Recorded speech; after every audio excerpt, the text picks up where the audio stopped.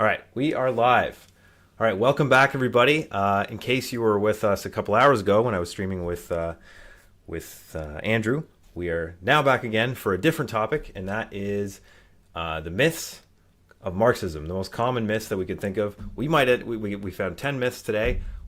We might end up having to come back for more to do even more myths because there's a hell of a lot of myths about Marxism, and that from the normie perspective, from the conservative perspective, and also from Marxists and socialists who clearly aren't understanding orthodox Marxism, Marx, Lenin, Trotsky, Engels, and the rest. So we have Reid on today, Reid Kane, Socialist Legacy on Twitter, and I'll let you introduce yourself first, and then we'll get into what is Marxism after that. Sure. Thank you for having me. My name's Reid Kane. I sort of an independent Marxist scholar. Not really a scholar, intellectual, I guess. I used that term for myself recently, and someone chastised me saying you shouldn't be using that term because it's not a good thing. And I said, well, I know that's why I'm using it. It's kind of supposed to be self-deprecating.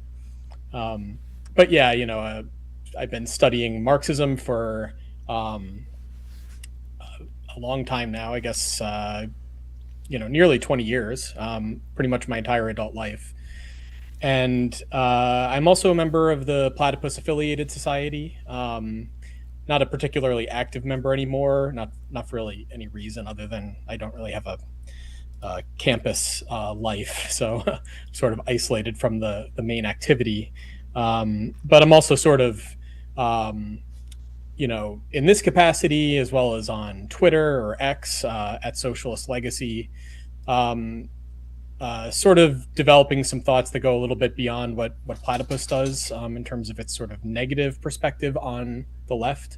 I'm mostly at the moment interested in trying to help people interested in Marxism, or more generally interested in sort of people that are discontented with the contemporary political world and trying to make sense of it.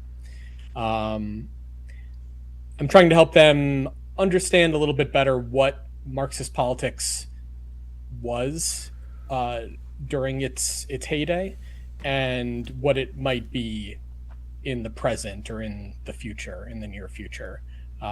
So yeah, that's who I am, I guess. All right, yeah, and I think this really needs clarification because so many people in Marxist organizations, up and down the line, from the top to the new members, don't seem to get it right, and maybe some of that's the way they are educated. Maybe they're Stalinists and they just get everything wrong, or maybe they're normies or conservatives and they just they're looking at it from James Lindsay or purely a propagandist or American propaganda perspective. Or God forbid if it's James Lindsay they're listening to. That would be very unfortunate. But. Yes, very, very unfortunate. Okay, so let's start then with what is Marxism? What is this thing we're talking about? And then we'll go on the myths after that. So from my formerly IMT educated Trotskyist perspective, Marxism is three main things. It's a critique of the movement for socialism.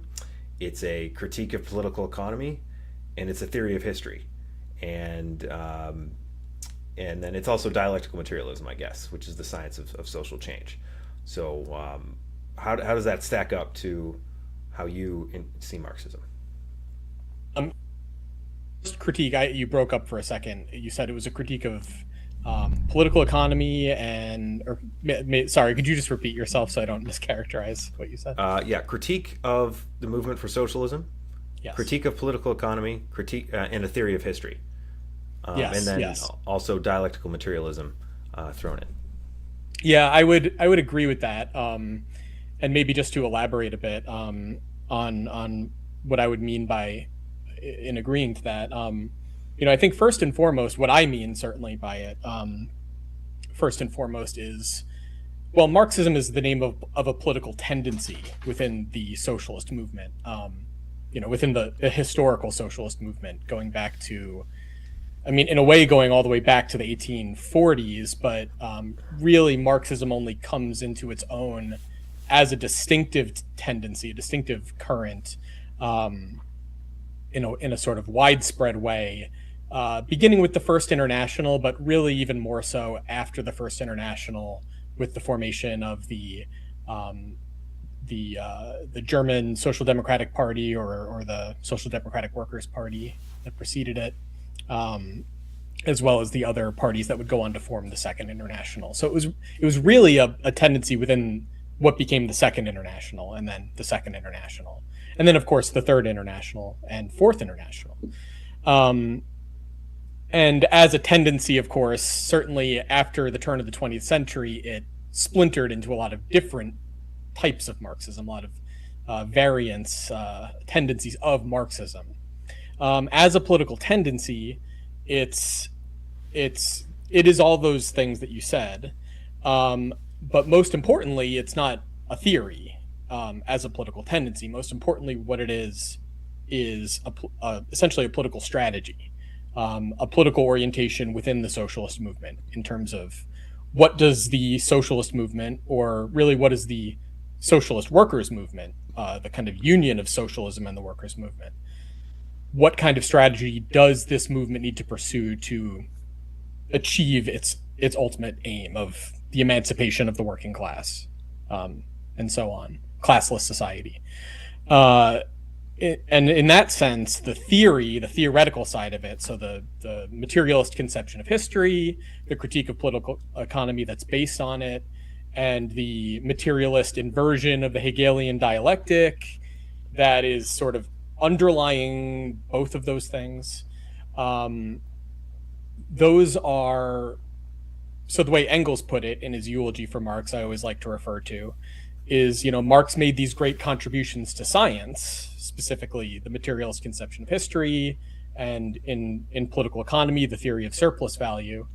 But Marx's concern with science was due to the fact that he saw science as a revolutionary force, and Marx was above all a revolutionist.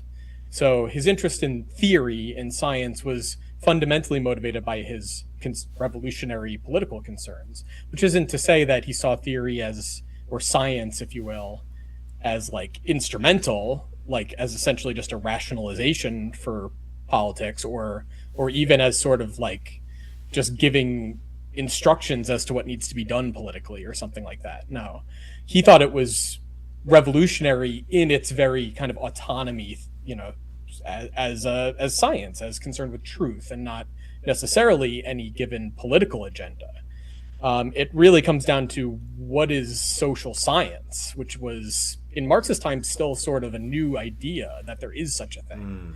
Political economy was the closest thing to social science that you had in the 18th century, and they didn't really think about it in terms of social science. They thought about it as moral philosophy, which is related but different.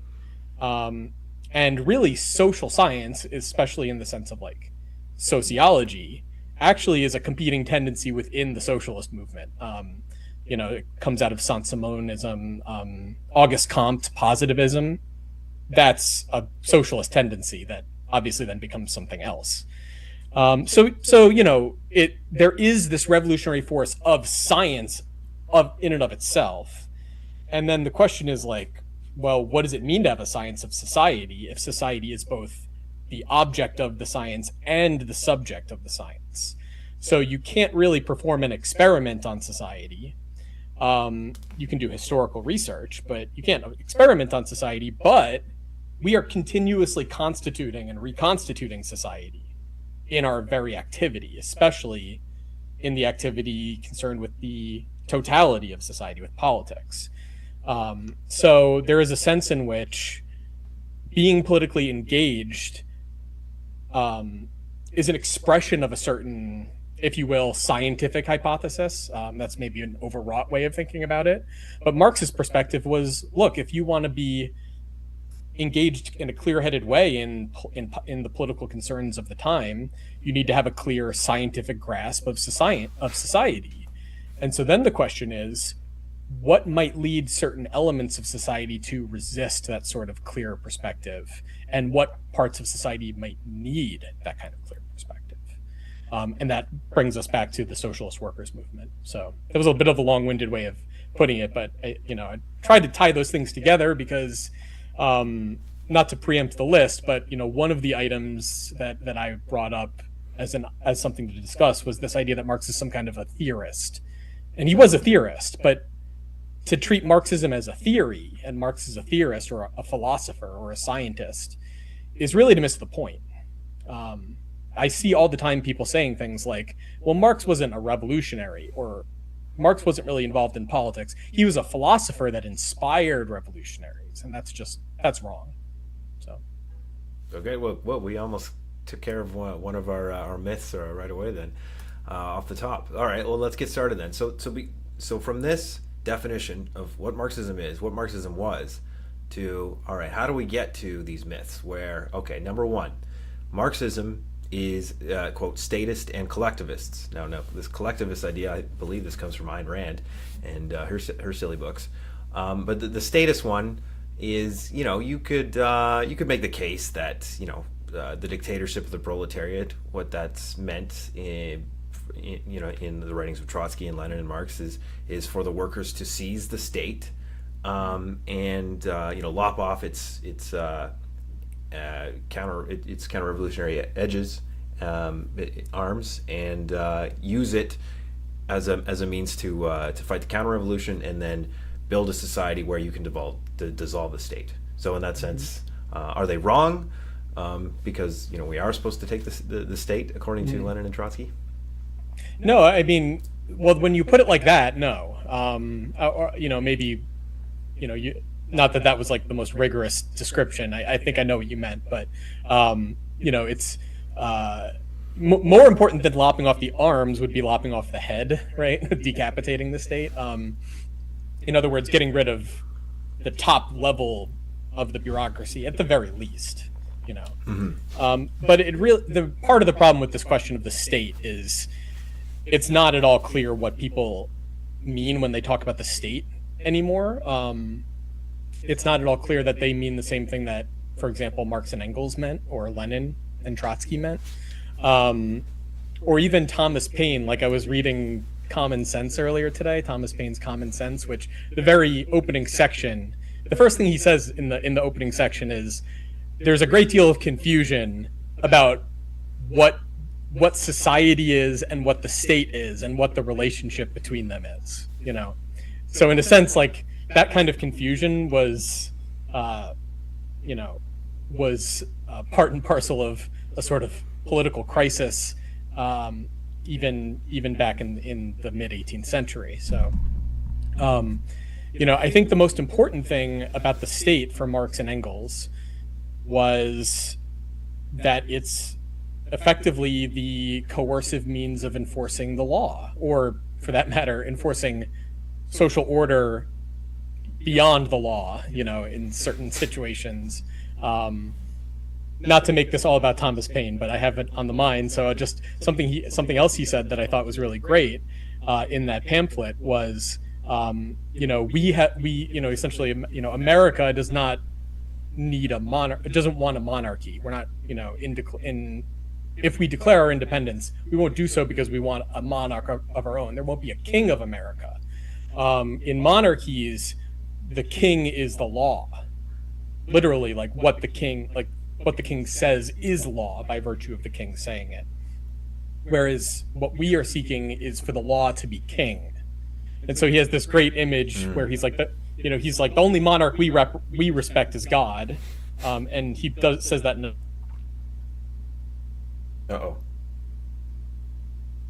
theistic way, like the God of nature, and so then he says, so if for us the law is king, then we should just have our charter, our constitution, and put a crown on it and say this is the king. But then, so that nobody gets the wrong idea, we should take the crown and break it up into pieces and distribute them amongst all the people in society. I thought that was kind of a beautiful image. But the point of me saying that is, the state is not the law. The state is the is the armed force. So traditionally, the land-owning aristocrats who can marshal an armed force to serve them, who have the power to enforce the law. And, traditionally, by virtue of having the power to enforce the law, also have the power to make the law. Bourgeois society, the bourgeois revolutions, one of the founding aspects of those revolutions, and this goes back even to antiquity, to ancient Greece, and the sort of proto-bourgeois character of like Greek and Roman republicanism, is the separation of law from the power to enforce law.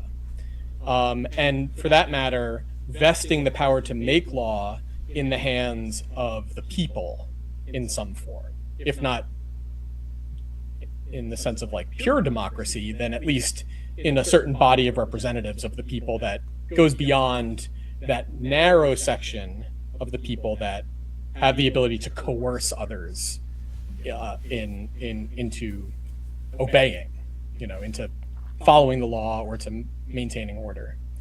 So that's the main problem, is the coercive force. I've been talking about this with a lot of different people, various different backgrounds lately. And something that always trips people up on both sides, both pro-Marxist and anti-Marxist, a lot of the time, the only thing people have read is the Communist Manifesto, which, the Communist Manifesto is great.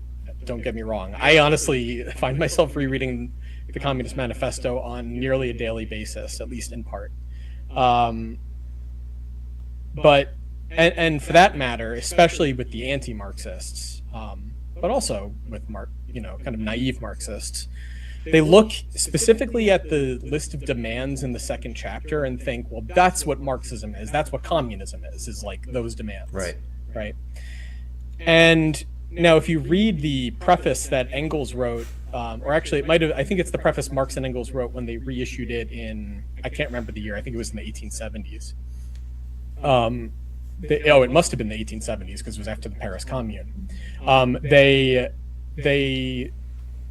or Engels, if it was just Engels, says, for the most part, this holds up, but there are some things we would have to change today. Most importantly, the list of demands, there's no reason to keep those. And even right before they list those demands, they basically say, look, these are just kind of half measures that are necessarily inadequate and don't represent our goal. They're just kind of things that we would need to do. And for the most part, they're things that are taken from the demands of other groups, and not even strictly communist groups, like other socialist groups and even kind of purely democratic groups that are essentially more interested in expropriating the aristocracy and the church, and the petty bourgeoisie aiming to expropriate the big bourgeoisie, especially the financial interests, and so on. And then Engels also says in that preface something that we didn't mention, but that the Paris Commune kind of hammered home, is that the proletariat can't simply lay hold of the existing state. And referring to Marx's Civil War in France, that the state must be done away with and then reconstituted on a new basis, which is, as you said, would not necessarily involve kind of dissolving the entirety of the existing state, but it would mean essentially, at the very least, decapitating it, as I was saying, and putting it under new management. But also, a lot of it would have to go. A lot of it would have to go. And that's especially the case today, when the state, in the sense of this bureaucratic apparatus or this bureaucratic machine of repression, has become so much more enormous than anything Marx and Engels saw.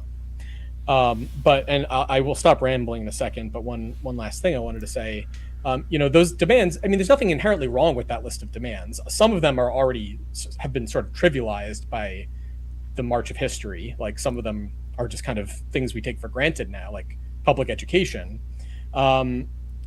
But to some extent, I think what puts people off on those demands is it looks like what they're basically saying is, we need to essentially expropriate all this property and put it in the hands of the state, because they do use that word. They do say the state.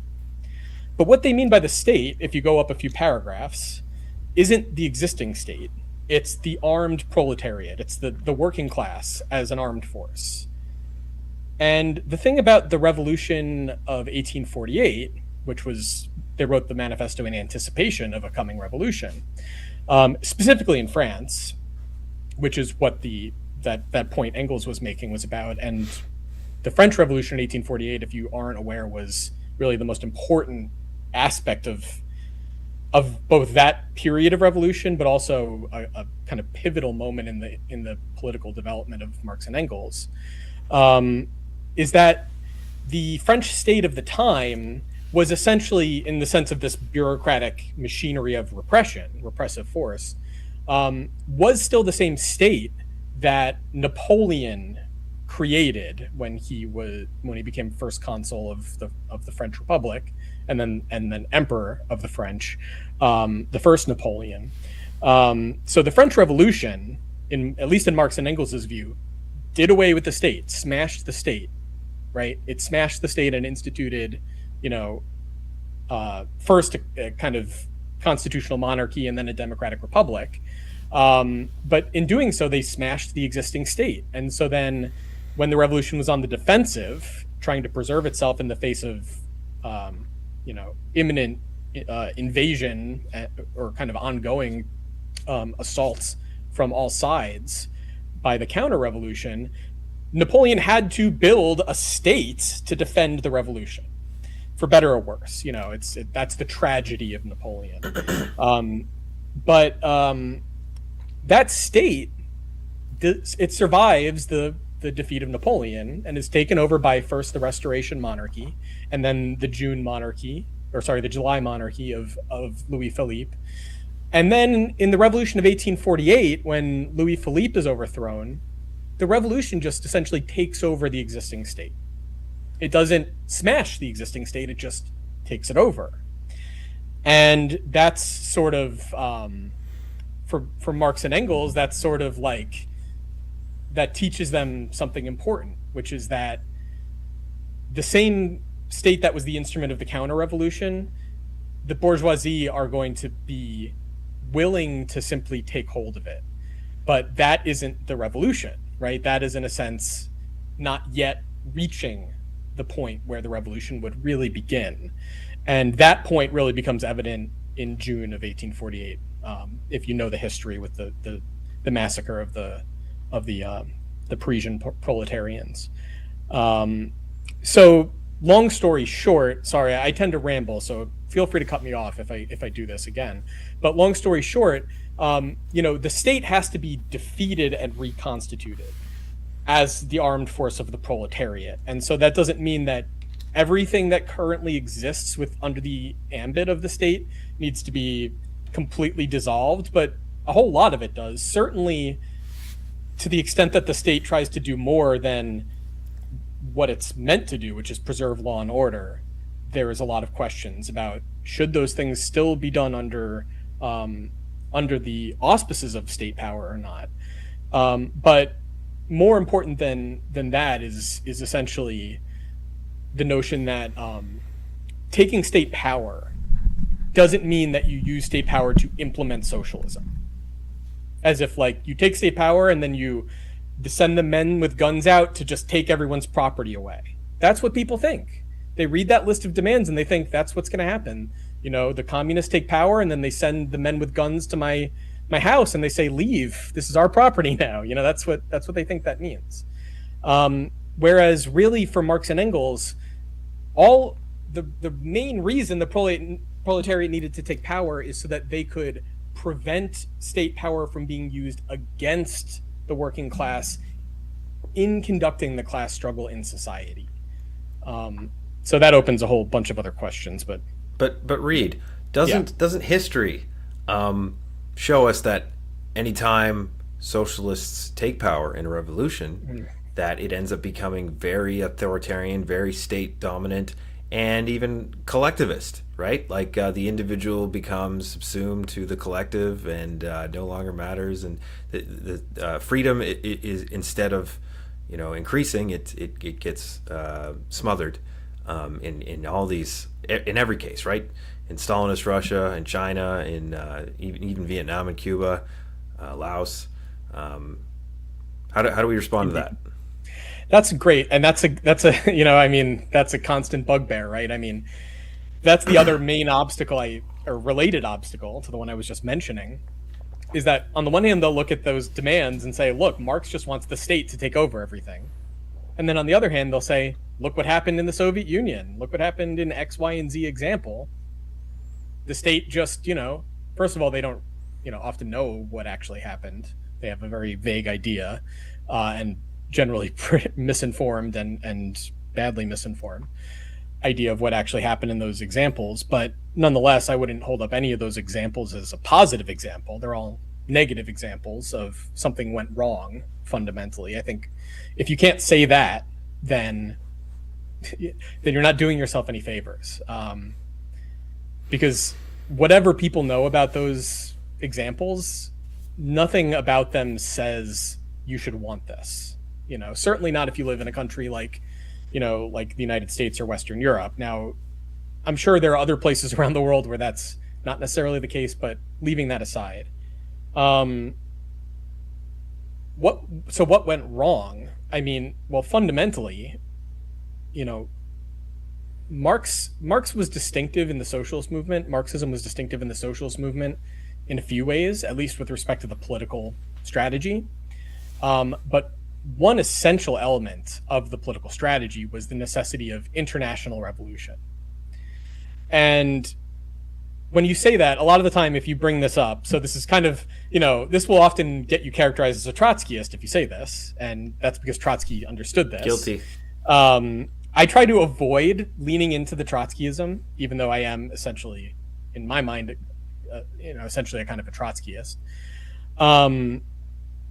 I tried not to lean into it, if only, and sometimes I will, but in general I won't, because it sets off alarms in people's heads, which is that people think, especially people that have been schooled in a certain, strain, a kind of Stalinist or Stalin adjacent strain of Marxism, will think, well, Trotsky had a different theory than Marxism.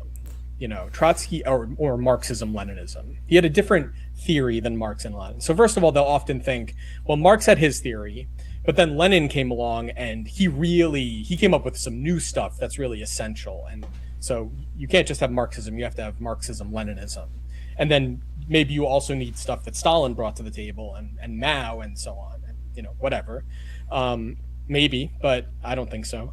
But what they think is that, in contrast to what Lenin brought to Marxism, Trotsky brought something else, a different theory that is fundamentally, counter-revolutionary, maybe subjectively revolutionary, but objectively counter-revolutionary or whatever. But, Trotsky does not have an original theory. I'm sorry, he does not. It's right in the manifesto. No, everything that Trotsky is accused of saying, that the only original thing about Trotsky, certainly pre-1917, is his conception of the political strategy the Social Democrats in Russia should pursue, as given the unique circumstances in Russia. And there were real questions there, because Marx and Engels did not say, like, here are the steps you follow to achieve socialism, in this country or whatever. It was more complicated than that, and I'll get back to the main point in a second. But there were real questions about how do we build a party in the very distinctive conditions of Russia, the Russian Empire. And Trotsky had his ideas and Lenin had his ideas, and they weren't really that different. I mean, they were different in certain ways, but I mean, they weren't fundamentally different. And then the other major difference with Trotsky before 1917 would be his orientation with in terms of the intra-party politics, the factional divisions within the party. But leaving all that aside, there's really nothing original. I mean, Trotsky's a brilliant writer, and extremely insightful, and he's very original in the sense that there's really no one else, certainly in the exile period, that has the sort of perspective he has. At least not that's writing as prolifically and as lucidly as he is. But there's also the project of the Fourth International and everything. But not getting into the weeds with all that, there's nothing really original in Trotsky's politics per se. It's really just Marxism. And so the core of that is international revolution, or what gets talked about as permanent revolution, which is not Trotsky's idea. It's it appears in many places in Marx and Engels, most famously in the address to the Central Committee of the Communist League of March 1850, but in many other places as well. And but leaving aside Trotsky's formulation of that and everything, to put it very simply, or I was going to say, often when you bring up this thing about, well, you can't achieve socialism in one country. You can't have socialism on a national basis, which is, Stalinism. One of the primary elements of what is meant by Stalinism would be the notion of socialism in one country, that's a viable path to socialism. And the Stalinists will point out that Lenin, in his later years, backed the idea of socialism in one country. Well, what Lenin was anyway. And what they use to justify that is, there's a point to that, which is that, look, what are they going to do? They have political power in one of the largest and, at least in terms of resources, richest, not in terms of money or labor or industrial development, but or social development or whatever, but at least in terms of land and resources, it's one of the biggest, most powerful countries in the world. So I'll come back to this in a moment. I was going to say, when you bring up this idea of international revolution as opposed to socialism in one country as a basis or a road to socialism, the criticism I always hear is, well, so what? You want there to be simultaneous revolutions in every country in the world? That's impossible. Of course that's impossible. That's not what's meant by international revolution. So, if you're going to just say something absurd and, that's not possible. That's not the point. The point is rather this: capitalism from the very beginning, even before capitalism properly speaking, the capitalist mode of production properly speaking, going all the way back to the beginning of the bourgeois revolution, and the social revolution that culminates in industrial capitalism. It's based from the very beginning on the world market. So Engels has, for example, has a speech where he says Christopher Columbus discovering the New World is the beginning of modern history, because that's what opens the world market. That and the circumnavigation of the southern tip of Africa by the Portuguese. So those two things lead to and then of course there's Magellan, circumnavigating the globe. But, this opens up the entire world for commerce, which had not been the case. There was world trade in previous epochs, but what's distinctive is now the social role and the economic role of trade, of commerce, of commodity production and exchange that is beginning to take root in Europe at the time. So capitalism from the very beginning is based on the world market. It's based on world trade. It's based on international trade. Well, and the colonialism of the Spanish and the Portuguese in particular. Right. It's based. There would be no capitalism if that was not already the case. Is their point. And so in that regard, Marx has a formulation that the relations of production within any given country are fundamentally subject to the relations of production in the world market. They're expressions of the relations of production in the world market. So there isn't a way of reaching socialism within a country, because there aren't really separate countries. I mean, there are, but they don't exist in isolation any more than a single capitalist enterprise exists in isolation. Like, you can't just have a single company producing something, because they have to have someone to sell it to. And not just that, there needs to be a whole lot more than that too, right? So, there needs to be a whole integrated system of commerce underlying this. And then not only that, it's not just commerce, of course, it's commodity production. Whereas previously, in all prior history, there was always commerce, there was always money, there were always commodities, there was always wage labor, but in marginal roles. The vast majority of productive activity for the vast majority of history was not commodity production, it was subsistence production. And to the extent that there was more than just subsistence production, to the extent that there was civilization of some kind, it's because there was a ruling class that was extracting surplus labor from those subsistence producers. And whatever commerce you had was based on that little extra that was sucked out of the subsistence producers. It's only in the modern period, beginning in England and Northern Europe, that you suddenly have huge numbers of people that can only live by producing commodities and can only get their means of subsistence by purchasing commodities with the money they receive in exchange for their labor. So that begins in England. And so England dominates the world market because of that. It becomes the kind of the hegemon of the world market. And we all know this. We all know the British Empire dominated the world for a long time. Sun never sets. Yeah, the sun never sets on Great Britannia. So what does international revolution fundamentally mean for Marx and Engels? It means revolution in England. That's what international revolution means.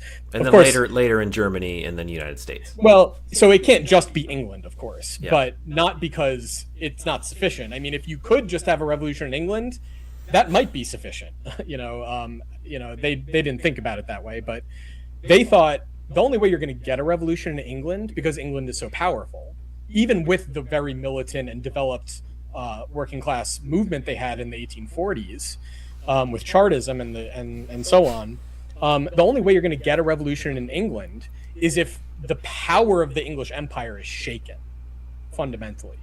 And so how could that happen? Well, the lodestone of that power at that time during the 19th century was continental Europe. England, the way England was able to maintain its dominance was it basically played all the different European countries off against each other, maintaining a balance of power amongst the great powers of Europe. And in doing so, it maintained essentially a favorable context in which it could commercially dominate, those countries. So then on top of that, of course, all of those countries after the defeat of Napoleon are controlled by these tottering, feudal absolutist regimes that everyone knows these are going to crumble. Everyone knows that the days are numbered for these regimes. It's more of a question of what's going to light the powder keg that's going to lead to widespread, a cascading revolution in Europe. And the reason they think that's going to happen, not just Marx and Engels, but everyone thinks that's going to happen, is because it already had happened several times. It happened in the aftermath of the American and French revolutions, and something less dramatic but still noteworthy happened in the aftermath of the Dutch and English revolutions. So there is this well-established precedent for waves of revolution engulfing Europe, and in one case that kind of comes out of England and spreads to the rest of the continent. But in the case of France, the French Revolution and the American Revolution, I mean, at the time, you have to understand, the American Revolution people think of it as like an anti-colonial, war of independence, right? Like they were trying to become independent, and they were, but the reason they were trying to do that is because they weren't able to have a revolution in England itself. That's what the radicals really wanted. And the radicals on the American continent were just more advanced, and the radicals in England were more timid and in a much weaker position, and they weren't able to lead a revolution. But they wanted one, and that's what the French wanted. The French also wanted to spark a revolution in England, and they knew they needed to spark a revolution in England during the Great French Revolution. And, everyone thought Napoleon was going to invade England. That they fought a war against Napoleon for this reason. So that is what they thought was going to happen. They thought 1848, revolution is like right there. Everyone knows it's about to happen. There's going to be a wave of revolutions. It's probably going to start in France again. The crowing of the cock of Gaul is going to signal the outbreak of revolution in Germany and Poland and Austria and Italy and so on. And so there's going to be a wave of revolutions. Russia is going to send her armies across the continent like they did before to put down the revolution. This is how Marx and Engels thought things were going to happen in 1848, ideally. Russia is going to send her troops through Poland into the rest of the continent. The German revolution is going to have to stop them, and ideally stop them before they even do that by emancipating Poland, having a Polish revolution. Stop the Russian forces from putting down the revolution in the rest of the continent. That's the German revolution's role. That's why revolution in Germany was so important, not just because they wanted modern society and modern bourgeois politics in Germany. They did, but they also were like, we need to stop Russia from stopping the European Revolution. And once you keep Russia contained and Britain can't use Russia to put down the revolution on the continent, the only thing that will be left for Britain to do will be to send her armies and her navy into Europe to put down the revolution. And guess what's going to happen if they do that? The British working class is going to overthrow the government and take power. So that's what they thought was going to happen. And that's what they thought needed to happen. And that's that same essential pattern, maybe not the same details, but the same basic idea of a wave of international revolutions, affecting these countries that are both politically, not only adjacent, but politically interconnected, but also much more importantly, deeply economically interconnected with each other, such that any crisis of any kind, political, military, economic, affecting any of them is going to affect all of them. It's going to create a wave of crisis across the continent, and across the world for that matter, not just in Europe. It's going to have this cascading effect that's going to undermine the stability of this global system and call into question the power of the hegemon of the world market, this despot of the world market. That's going to create an opportunity for revolution at the heart of capitalism. So that's what they expected to happen. Now, obviously, today, the revolution would have to happen in the United States because it's not Britain that's the centerpiece of global capitalism anymore. Although it would still have to happen in Europe as well, and China, and it would have. Well, China's the interesting case, right? Because okay, well, let's see. Is the Chinese Communist Party really Marxist? Are they really communist still, as some people like to say? Are they still are they really still pursuing socialism? Maybe they are, but how we would know? There's no way of knowing unless there's a revolution in the West. Then we would know because we would know what they would do. And most likely what would happen is there would be a massive political crisis in the CCP, assuming there isn't one beforehand, which there probably would be long before any of this ever happens. But anyway, your point about Germany and France. So of course it had to be a revolution in Germany and France as well as the United States. Well, I meant later on. I mean, Germany became the most important country later by the 1920s and 10s, and then after that, the United States became the important country for it to have the revolution, the world revolution. Right. So Germany really became an industrial powerhouse in the second half of the 19th century, especially the same decades that the Social Democratic Party was growing most rapidly, not coincidentally.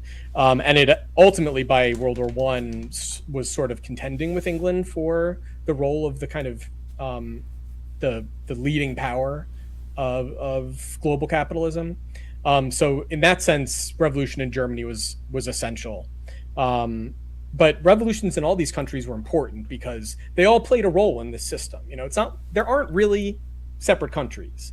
It's really different, sort of limbs of a single integrated political power, which is the centerpiece is in England, or today it's in the United States. And the United States in the 19th century, while it was far less developed, was seen as crucial to the European order in the same way Russia was. They were actually, Russia and the United States were seen as sort of the twin pillars of counter-revolution. Russia, because first of all, it was by far the most backward country in terms of its politics and its society, but also because the armies of the Tsar were the forces of counter-revolution that England sent into the continent to put down revolutions. Like, that's just what it was. And the United States was the opposite. It was, in a sense, the most revolutionary country in the world. But that was the problem, because then you have all of the discontented and radical, working class and even bourgeois, radicalized people in Europe. They want to get the hell out of Europe and go to the United States, where there's abundant land, abundant opportunities, high-paying jobs, and freedom, no, aristocratic holdovers to get, obstruct, the freedom of people to determine their lives. Like, they want to go there. They don't want to be in Europe. That actually reminds me of modern day Israel. And, if you're born in Israel and you're a bit more kind of liberal-minded, progressive-minded, you leave Israel, you go to Europe or United States. And if you're very conservative, hard right, a Jew, you go to Israel. And so it's, yeah. Indeed. So I mean, I think that kind of wraps up except for the collectivist part. Is it are not all actually existing socialist states examples of how Marxism is just a collectivist ideology that doesn't care about the individual? Very important. So Marx does not think that you can just build socialism at will. He doesn't look at it that way. This is why he and Engels describe their perspective as scientific socialism, namely that they don't see socialism as something. It's not like a good idea that people should implement because it's like more, because it would be like better or more moral or just or something. They saw socialism as the way people were trying to represent to themselves at the beginning of the 19th century, the beginning of the Industrial Revolution, the way they were trying to represent to themselves a process that was unfolding and that had radical consequences for the, it was already the implications of this process of the Industrial Revolution for the existing social order.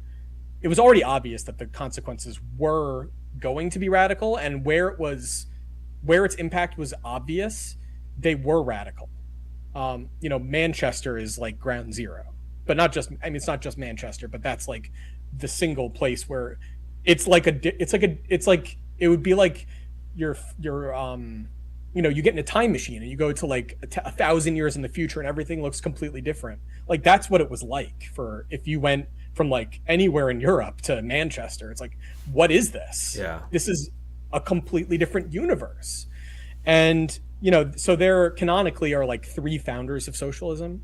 There's Saint-Simon, Fourier, and Robert Owen. And they're all important influences on Marx and Engels. Another, not so much a myth, but a misconception, is this idea that Marx and Engels were like opposed to utopian socialism. And they were, in the sense that people tried to still be utopian socialists in the late 1840s and afterward. But they weren't opposed to the original utopian socialists, those three figures, in the sense that like they thought they were brilliant. They thought they were brilliant. Like, they had a brilliant foresight. The problem is they didn't understand they didn't have a kind of a complete understanding of their insight, right? Like, they had a brilliant insight, but it was limited by the limitations of their time. But the insight they did have, and Robert Owen, in a sense, most of all, like if you read the account of Robert Owen in Engels's Socialism, Utopian and Scientific, it's pretty clear the kind of, and Engels was actually sort of a partisan of the Owenite movement in 1842, 1843, before he really kind of becomes a Marxist, so to speak. But Robert Owen was one of the original capitalist, industrialist factory owners in Manchester. He has his factories and he sees what's happening.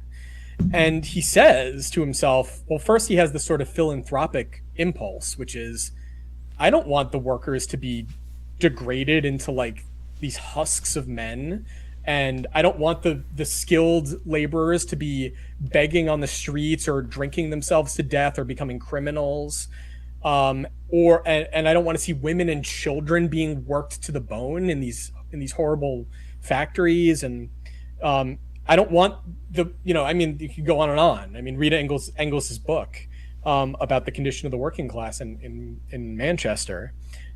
Robert Owen's looking at that and he's like, what? I don't want this, like, and I'm in charge here, so what do I do?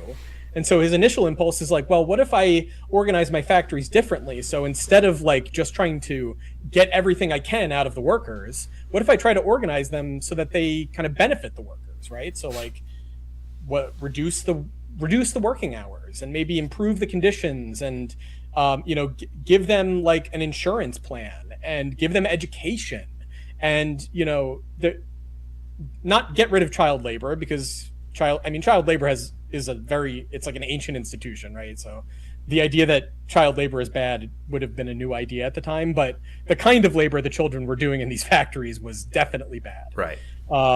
Definitely bad, like horrible. Like people were losing limbs and being maimed and all sorts of stuff. So he's like, well, what if in addition to the labor that they're doing, we're also educating them and developing them into like well-rounded individuals? And so then he kind of takes it one step further and he thinks, well, what if we have what if the whole community, what if the whole city was organized like this? Now, he's not doing this in Manchester. He does this in Scotland, I believe, in New Lanark, Scotland. But he essentially creates a factory town there. And if you know about factory towns, like the history of factory towns, especially in the United States, those are kind of relics of socialism in a way, not in a bad way, for the most part. But even originally, like Lawrence and Lynn, Massachusetts, and so on, like there was a kind of a utopian vision there. Even like Pullman, originally, but then they pretty quickly degraded into something much more unseemly. But Owen was an idealist and a utopian at the end of the day, and so his vision kind of went even further. And he was like, well, there's people that are being put out of work all over the country because of this, and all over the world for that matter. There's this kind of crazy upheaval going on where suddenly we need way less workers, and yet there's also suddenly way more people looking for work, and you suddenly have this mass unemployment, as well as these every like 5 or 10 years there are these massive economic crises that put even more people out of work. So his perspective is essentially like, well, why don't we when people are becoming unemployed, why don't we just build essentially these sorts of why don't we have them run their own like factory towns like this? Why don't we invest in this? So the Marxist perspective is kind of informed by that idea of like, well, there is like a positive potential coming out of this change, but how do we go about realizing it? That's like the big question with like the utopians. Like, how do you realize this vision for a positive development coming out of the Industrial Revolution, as opposed to like a negative, a kind of grotesque, horrific development of like turning people into human refuse, if not kind of maimed broken men and women and children, which is sort of what we saw at Stalinism.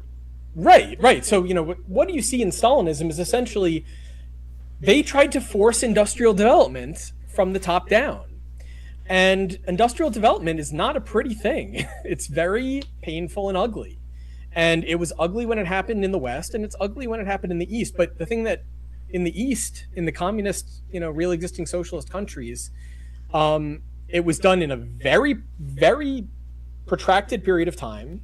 It happened in a pretty short period of time in the West as well. But it happened in a very, they tried to force it to happen as quickly as possible. And also, it was, the state, and hence the party that controlled the state, was directly responsible for it, and they claimed responsibility for it. they even claimed it as an achievement, and in a sense it was, but not necessarily. I mean, it's the problem with the fundamental problem with Stalinism is that it misrepresents what they actually ended up doing in the Soviet Union as Marxism.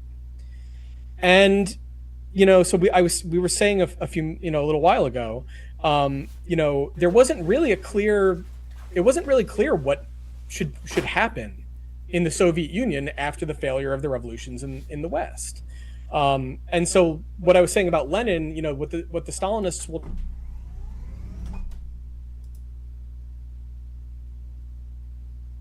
Oh, we lost you. Oh dear. Hello? Am I back? Yeah, what happened there? I don't know. My connection must have dipped. Can you hear me now? Yeah. Yeah, you're good. Where did you last? Where did I leave off? The thing about I don't know. It was like 10, 15 seconds worth. So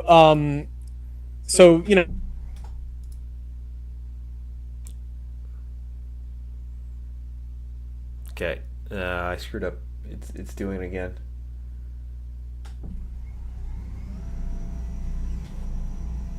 Can you hear me now? Yeah, you're good. Go for it. I'll try again.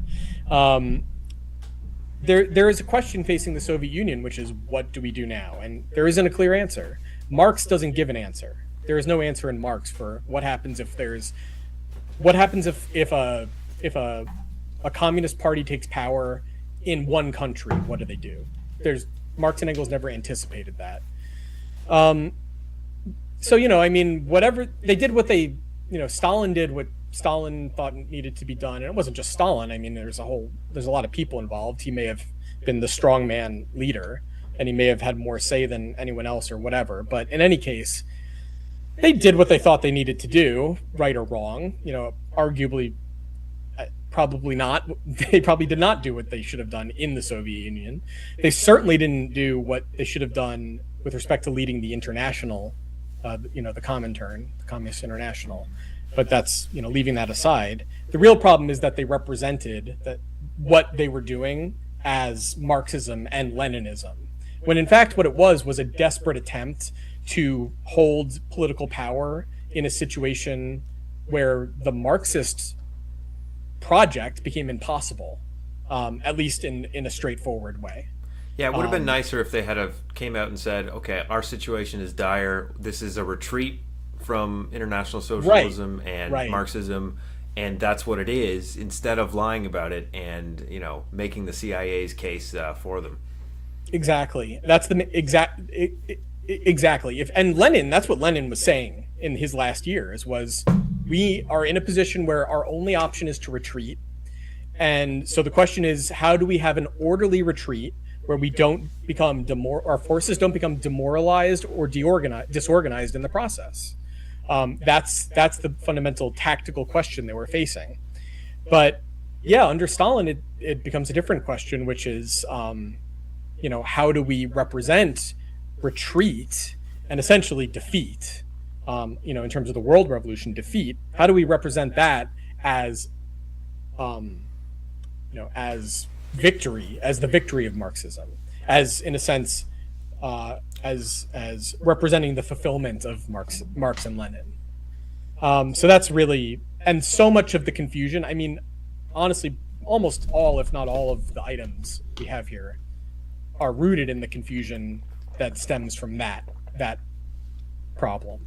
So one last thing on the collectivism I wanted to kind of point home. I was saying, what did they do in the really existing socialist countries? They tried to force industrial development, which is to say capitalist development. Not capitalist in the sense of market relations necessarily, but in the sense that what capitalism really is not, it's not the mode of exchange, it's not the mode of distribution. It's the way that the newly developed forces of production, the industrial forces of production, are distorted by an antiquated mode of exchange, by commodity exchange, by private property, by individual property. That's what capitalism is. It's like the contradiction or the distortion of industrial forces of production, or really the forces of production of socialized labor, social labor, universal cooperation in the labor process, as mediated by, among other things, science and technology.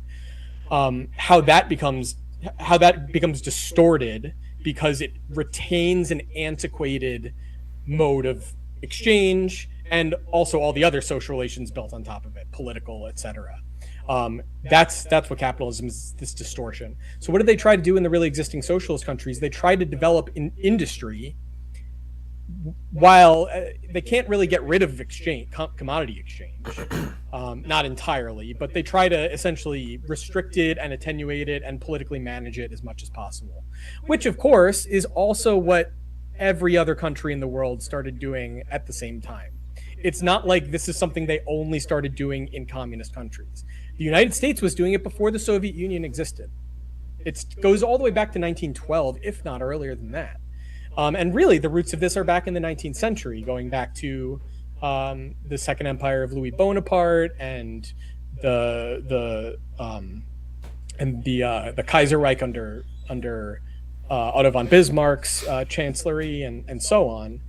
But it really kind of becomes what we know of as today, of what you might call state, maybe not state capitalism, but state-led capitalism, where the state plays this kind of central fundamental role in organizing, regulating, overseeing, directing the entire system of production, but also sort of social life in general, in an almost kind of totalitarian way. I mean, I don't think you even need to qualify it. I would say it just straightforwardly is totalitarian. Super Bonapartism.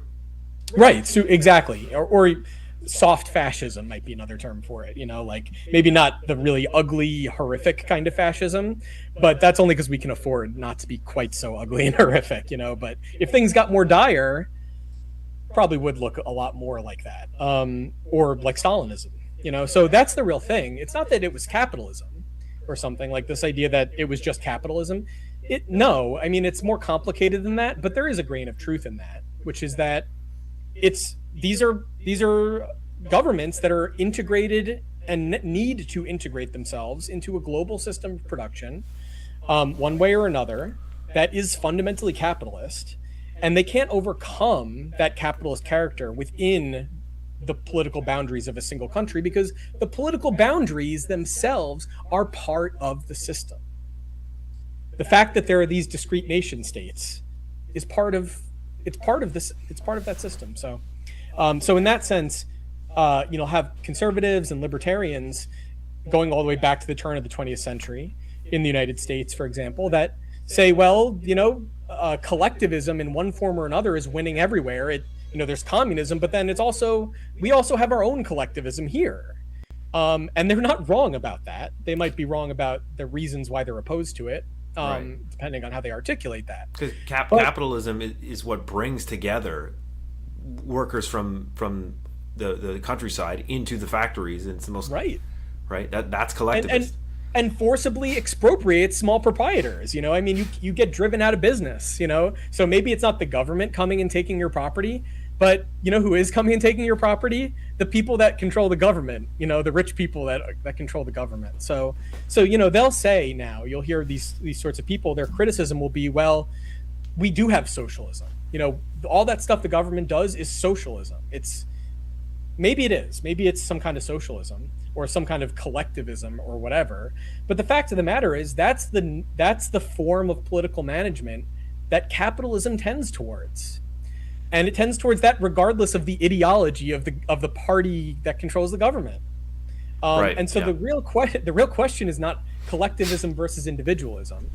The real question is, why is there this collectivization of what had been a society of, at least aspiring to become a society of independent individuals?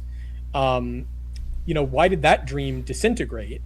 And why now is there, like, on the one hand, this ideology rationalizing collectivism, not just socialism or communism, but also like progressivism is like a rationalization of collectivism. And for that matter, so is conservatism, at least in the the old-fashioned sense. America has their own weird sort of idea of what conservatism means. But if you want to go back to like a European sense, even like essentially a liberal like Edmund Burke, conservative liberalism is essentially like liberalism's good, but you need some of that old-fashioned kind of medieval collectivism in there as well, just to balance things out. Otherwise it gets kind of out of control. So there's those collectivist ideologies, and then of course liberalism or classical liberalism becomes this individualist ideology, which it wasn't the point. The point in classical liberalism was also not the individual versus the collective. It was a society of free individuals freely associating with each other. So yeah, I guess you kind of answered what I was just about to ask, and that's isn't Marxism kind of against the individuality and wants everybody to be kind of automatons and gray and the same and all paid equally, or is Marxism about freeing the individual? Yeah, that's a great question. I mean, it's not a great I mean, it's a good question. It's not a great question in the sense that like the answer should be obvious, and I know it's obvious to you, Eamon, but you speaking on behalf of a kind of less informed audience, Marxism is nothing if not concerned with the emancipation of individuality. I mean, this is the abiding theme in Marx's. This is why Marx is a revolutionary, is because. Shoot. Did I lose you? No, I'm still here. I'm going to have to switch batteries on my camera. This is why Marx is a revolutionary, is because he wants individuals to be able to fully and freely develop themselves. This goes all the way back to Marx's earliest writings, and it's an abiding theme throughout his work until the very end of his life. I mean, just look at the Communist Manifesto, where I was kind of railing on the people that look at the list of demands and that's all they see. Ironically, because if they read the whole chapter, or especially the first two chapters together, they would understand. Frankly, if they read the whole thing, they would understand that they don't understand what they're talking about. But if you get to the end of that second chapter, what is the closing line? Is that what we're striving for is a society in which the free development of each is the condition for the free development of all.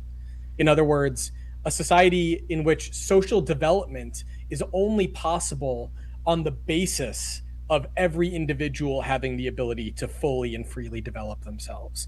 And that was the criticism of capitalism, was that it was essentially collectivist. It was regression. It was regression to a barbaric, pre-modern, it was essentially liberalism falling down to the same threshold, below the same threshold of that which it had opposed itself to in the kind of epoch of the kind of high epoch of the bourgeois revolutions. So, okay, great. I'll try to be more concise with my answers now. we're an hour 10 in, and question 1 is complete. Great. Yeah, I think we touched on some of this. We did. Okay. All right. Let's move right along to Marxism is anti-capitalist. Now, Reid, isn't the whole point to defeat and overcome capitalism because it's exploitative, it's cruel, and it sends everybody into poverty. Capitalism bad. Capitalism has failed. We need to move on to something better. Yeah. So I would say two things about this. It depends on what you mean by capitalism, and it depends on what you mean by anti. But in terms of what people typically mean by the phrase anti-capitalism, Marx was absolutely not anti-capitalism. And what I take people to typically mean is to see capitalism, this entire, however you understand it, essentially using capitalism as sort of shorthand for modern society going back at least to the 19th century, maybe going all the way back to the 17th and 18th centuries, or maybe even further than that. But what they essentially mean by anti-capitalism is they are opposed to that entire thing, and generally when they say they oppose that, what they're opposing to it, is something resembling what existed beforehand, or is imagined to have existed beforehand. And that could take the form of like, sort of a Christian, medievalist Christian sort of thing. But it could also take a lot of other forms. I mean, it could take the form of, it could take a lot of forms. I'm not going to go off on another tangent. But, most commonly now, you'll see, especially on the left, a sort of nostalgia for sort of primitive tribal forms of life, pre-civilized forms of life, which is like just, it's just so profoundly unrealistic. I mean, it's unrealistic to go back to the 16th or 17th century, let alone going back to like, the way people lived thousands of years ago. Like more than 12,000 years ago. There's just no way of doing it. Society is fundamentally dependent on the capacities of the modern mode of production, by means of large-scale industry and large-scale cooperation. There's no way of undoing that without, first of all, I mean, to undo that would at the very minimum mean like the extermination of like at least 90% of the population of the world. Probably even more than that. And then after we get rid of all those people, then it's going to be a real horror show. Duh. So. Oh. Uh-oh. Oh, dear. Oh, we lost you. Can you hear me now? Or maybe it was me that was lost. I can hear you now, yeah. Oh. We're back. Nope, you froze again.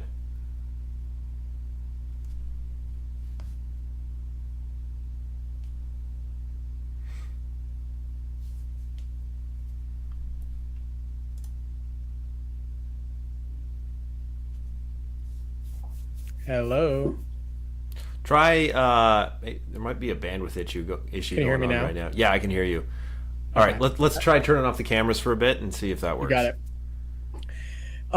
Yeah, internet unreliable. This is another force of production that is being fettered by the obsolete relations of production and capitalism. That's right. We should have much higher speed internet by now.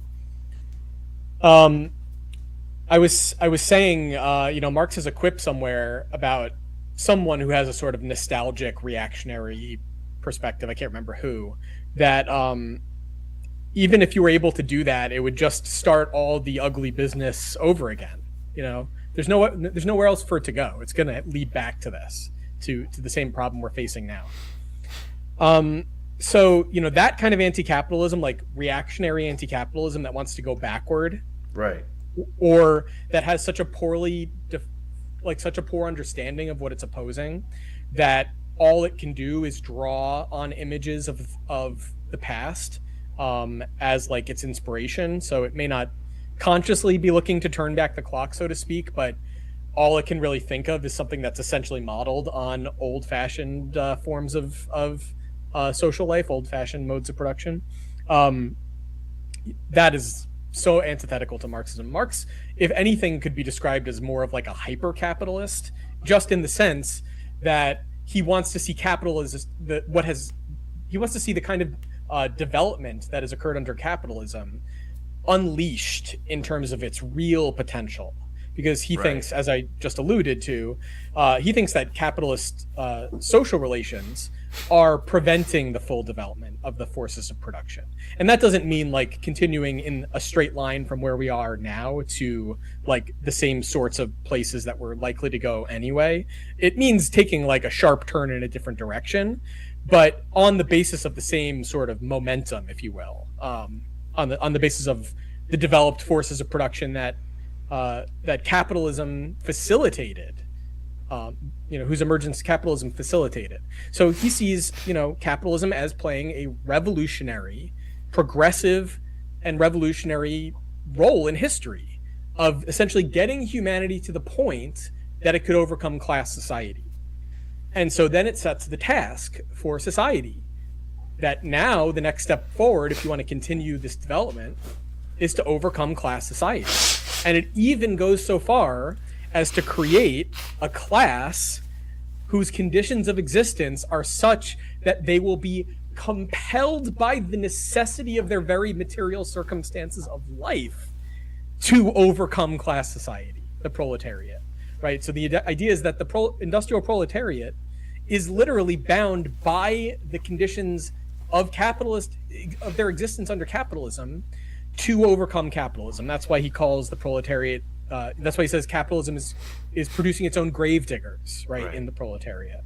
Now, that raises some questions about why that's no longer apparently the case, and we could get into that.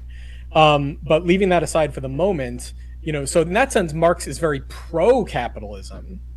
Not in a very qualified sense, that he's not trying to undo it, but he's trying to go beyond capitalism on the basis of capitalism. And he sees that as not like capitalism is not like this contingent, unfortunate thing that happened. It's a necessary phase of development of human society, and its necessity has essentially come to an end for all practical purposes, in that the next phase, we're ready to enter the next phase. And that's what the organization of the proletariat into a political party, beginning with the Chartist movement in England, represented for Marx. This is the proletariat saying we're prepared to advance society to the next stage. They didn't completely understand, at least not all of them, they didn't completely understand that at the time. But when I was saying like the historical role of the socialists was to sort of anticipate this course of development in a sort of abstract and not fully fleshed out way, like that was the importance of socialism. It wasn't that Marx thought the socialists were important in and of themselves, although he did. But really what he thought was important was that the industrial proletariat are reading all these socialist intellectuals. Right, because pamphlets and books and newspapers and going to these meetings and these lectures and organizing these study groups and so on. So sorry, go ahead. Right, because it's not the Marxists and the socialists that are really the drivers of revolution. It's the workers themselves. It's the workers. Because of the conditions of capitalism and what right. in the ways that the capitalist relations push the workers towards this ultimate end. Absolutely. Exactly. And not just push them, but also organize them, right? So the idea is that capitalism is not production based on individual labor. It's not individual commodity production. It's social production. It's socialized production, cooperative labor. And not just cooperative labor in the sense of like the group of workers employed by a single employer, but the coordination of the labors of all of the productive activities being undertaken in every place in the world through the world market. And that gradually is leading to the growth of these enterprises to become larger and larger, more and more integrated, and more displacing commercial exchange as the means of coordination. They're kind of overcoming even the need for that. So that's like the growth of the credit system, the growth of joint stock ownership of capitalist enterprises, and so on, and even experiments among the working class in things like labor exchanges and so on. Marx sees all these things. So the importance of socialism for Marx is that the socialist ideas are what the working class is turning to try to make sense of this historical necessity that's being imposed upon it by its conditions of existence. That's the importance of the socialist ideas and the socialist intellectuals, the socialist movement. And so what Marx wants to do when he enters the socialist movement and he kind of gets a grip on this situation is he says, well, that's great, but the original socialists were awesome. They were brilliant, but they were limited by the limitations of their moment, which they didn't really understand. They were not in a position yet to understand the role the proletariat had to play, because the proletariat was not yet playing that role. It was not yet organizing itself. It was not yet in a position where it was trying to grapple with and assert this necessity. But that actually starts to change. There's a great episode from I think it's 1817 where Robert Owen is giving a lecture in, it's probably Manchester, I can't remember where. He's essentially giving a lecture like he does, propagating his new system of society. And he's mostly trying to reach, essentially bourgeois and aristocratic audiences, because those are the people that have the ability to do something. The working class doesn't have the ability to do anything. They're poor, desperate, dependent, worn down, broken people that have no education and so on. Of course, you wouldn't expect anything from them. But at this meeting, after Owen is done speaking, there are a bunch of working class people that are at this meeting because they are becoming more and more interested in his ideas and going to the various Owenite, lectures and discussion groups and their halls where they have their reading rooms and so on. And so there's a bunch of workers there, and one of the workers gets up on the table and starts, advocating for the Owenite system. And everyone is sort of like, all these kind of refined, genteel people are kind of taken aback. It's like, what's happening here? Like, the workers are thinking for themselves? It's kind of a radical thing. And Owen does actually orient more towards the working class eventually, although, he's not like the kind of leader Marx and Engels were. And even Marx and Engels are only leaders in a very kind of qualified way. They weren't really trying to be like the heads of a party. In fact, they did not like the idea of being held accountable to anybody. They kind of were very contemptuous of the idea that they would be held responsible to some of these other revolutionary sorts. Not the workers so much as like the other radical intellectuals that they were associating with in like the German emigre community and so on.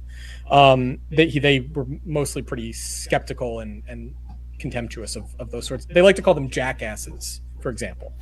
But nonetheless, so Marx and Engels are looking at like these latter-day socialists, the latter-day Owenites and Saint-Simonians, but even more so, especially in the German-speaking community, these sorts of like the true socialists and like the Proudhonians and like the followers of Wilhelm Weitling.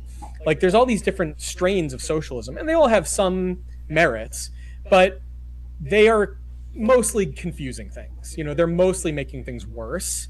And they're making things worse not because they're putting out ideas for people to think about, but because they're insisting that they have the solution to all of the problems of society, and everyone has to follow their lead and join their organization and advocate for their ideas and their proposals in order for that to happen. And that's what Marx is opposed to, is this idea that the socialists should be telling the workers what they need to do. He wants the workers to think for themselves. And so his project is to essentially clarify as much as possible what the historical significance of socialism, the socialist ideas, is, and in that regard, what the historic role of the working class is, and why the working class is encumbered with the conditions under which it presently labors, and how those conditions could become the conditions of its emancipation. Like, that's so when Engels summarizes the communism of him and Marx in a piece reflecting on the Communist League period called History of the Communist League, he describes their position as critical communism, and he distinguishes it from all of the other trends in that they didn't have some sort of vision or proposal of what society should become, what it should be like, how it should be reorganized. What they had was a kind of critical account of the conditions of the existence and the conditions of the emancipation of the working class. So communism for them was not like, this is the society we're trying to create. Communism was, the working class needs to take power. And in taking power, if the working class were in power, not just in one country, but if working class were able to consolidate power in the advanced capitalist countries, specifically in England, but also in the other advanced countries in Europe, they would be compelled by economic necessity to continue the course of development towards socialism in a kind of general sense, in the sense of like socialized production and the emancipation of labor through socialized production, they would be compelled to continue that same trajectory that's presently unfolding under capitalism in a distorted, contradictory, self-destructive way. In other words, what is capitalism doing? It's emancipating labor only in order to re-enslave labor, right? It frees capital from the need for the workers, but it doesn't free the workers from the need for employment by capitalists. And so then what you end up having is you have people even more dependent on labor than before, that are even more dependent because the people that can employ them are even less dependent on their labor than before. But the capitalists are nonetheless still dependent on the working class as a class. They still need to employ someone. So individual workers may become increasingly dispensable, superfluous. You may be fired at the drop of a hat because you're easily replaceable, but they need to employ somebody. And so if the working class were organized to control itself in the way that the capitalists need them, namely not as individual workers, but as an industrial army of workers, if they organized this industrial army themselves, instead of leaving the organization of their army, the army that they make up, to the capitalists, then they would, in a sense, already be in charge. Like, now, of course, it's not going to happen where every single person who's proletarianized, dependent on employment, is going to be organized before the conquest of political power, right? It's going to be more complicated than that. But what you want is the preponderance of the working class to be drawn into this political movement in support of a party representing that aim, and ultimately to take power. You want the working class to take power through the instrument of that party, but not take power in the sense of wielding state power to do it for them, right? Taking state power in order to neutralize the obstacle of state power to their ability to exert their power as a class in society, in the class struggle, in the struggle with the capitalists. And that's not to say that the state plays no role in that. But what do you have, if the working class doesn't take power? If the capitalist class or the representatives of the capitalist class have power, they're using the state to suppress the struggle for socialism, like literally violently suppress not even the socialists exclusively, but trade union organizing and strike action, and certainly things that are more radical than that. I mean, they even suppress stuff like cooperatives, as they may advocate them on one hand, but then they'll undermine them on the other. So there is this whole range of possibility for struggle that's prevented under the rule of the capitalist class.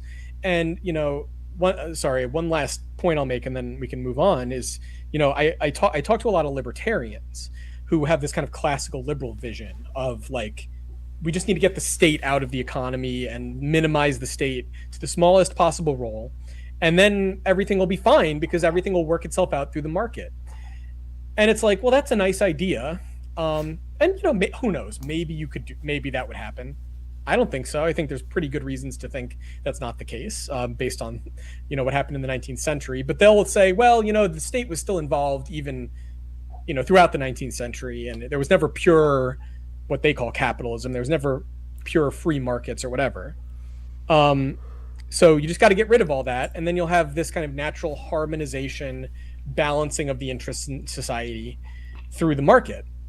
And it's like, well, okay, maybe, but more likely what's going to happen is the working class is going to take advantage of the freedom that they have to try to organize themselves to improve their conditions in society, including through organizing themselves economically in trade unions.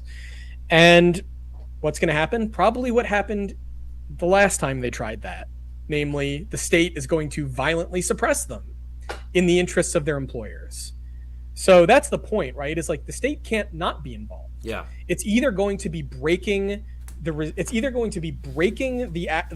independent organization of the working class, or it's going to be prevented from doing that.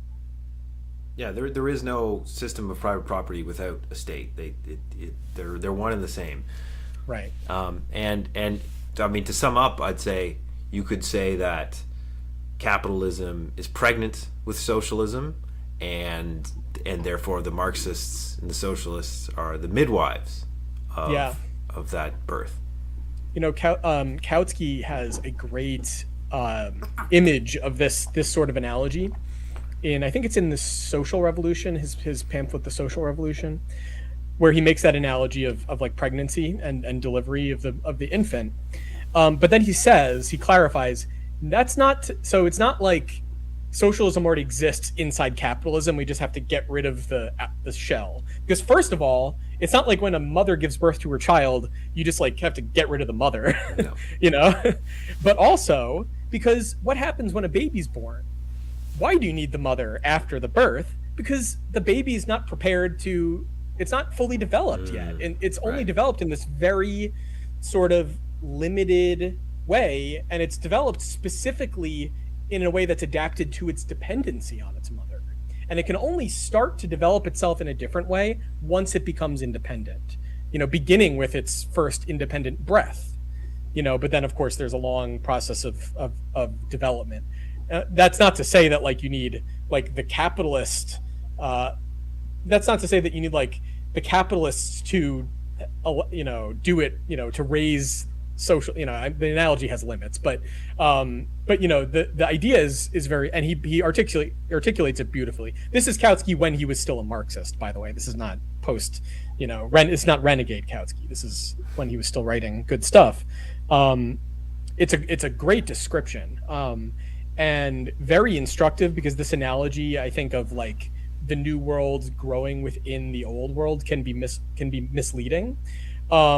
There is a point to it, but it's really the important point is that, so you'll recall in like the critique of the Gotha program, the lower phase of communism, where it's still stamped with the birthmarks of the old society, like that's the sense in which you still need the mother, right? You still need property in labor, not in the sense of private property in like the capitalist sense, but in the sense that you still need to distribute the products of labor according to contributions of labor. The workers want to have property, in the sense of means of consumption, but also in the sense of a claim.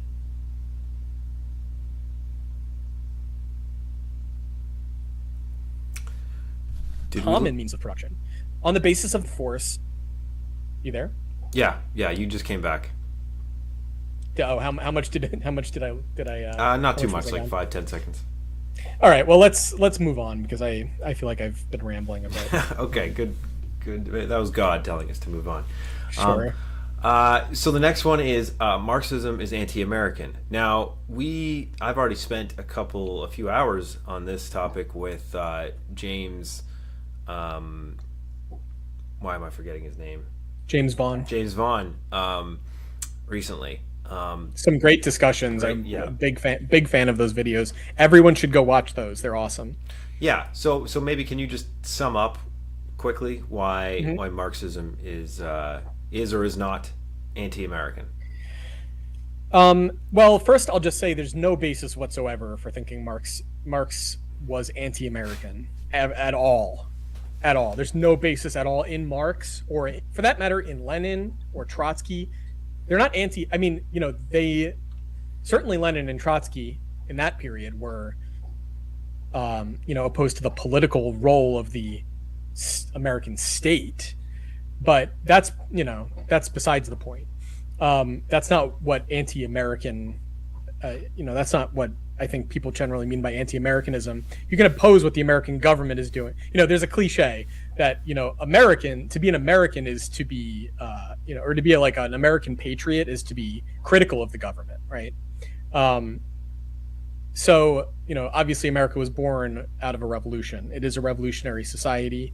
And Marx, never, I've never encountered a single thing to make me think that Marx saw anything negative about the American Revolution.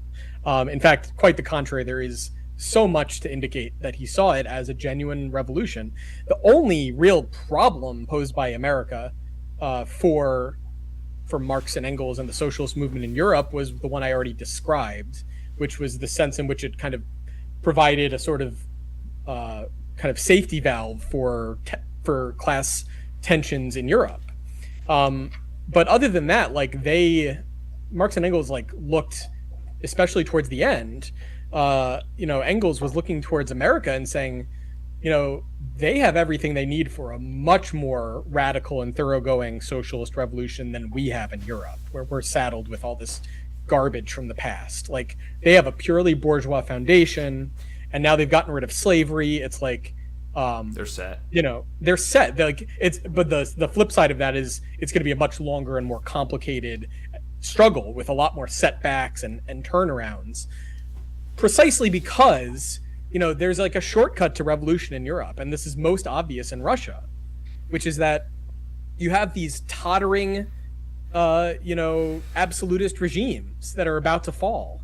So revolution's going to happen, and for that matter, the bourgeois parties are like, they have their tails between their legs at that point. They're not, manfully leading the struggle. They're like cowering in the face of, on the one hand, the forces of reaction, and on the other, the working class. They're like, so there's, they didn't have a lot. They still saw some revolutionary stirrings, but they didn't think there was like, among like bourgeois elements, but they didn't think that there was like a bourgeois revolutionary party that was like, even like the petty bourgeois party, who I think there's a sense in which Marx and Engels were always more skeptical of the petty bourgeoisie than the bourgeoisie, because they were like more tied to like a reactionary aspiration of like resurrecting pre-capitalist forms of property, whereas at least the capitalists just want to like get rid of the old garbage. But then you get to a point where it's like they're willing to accept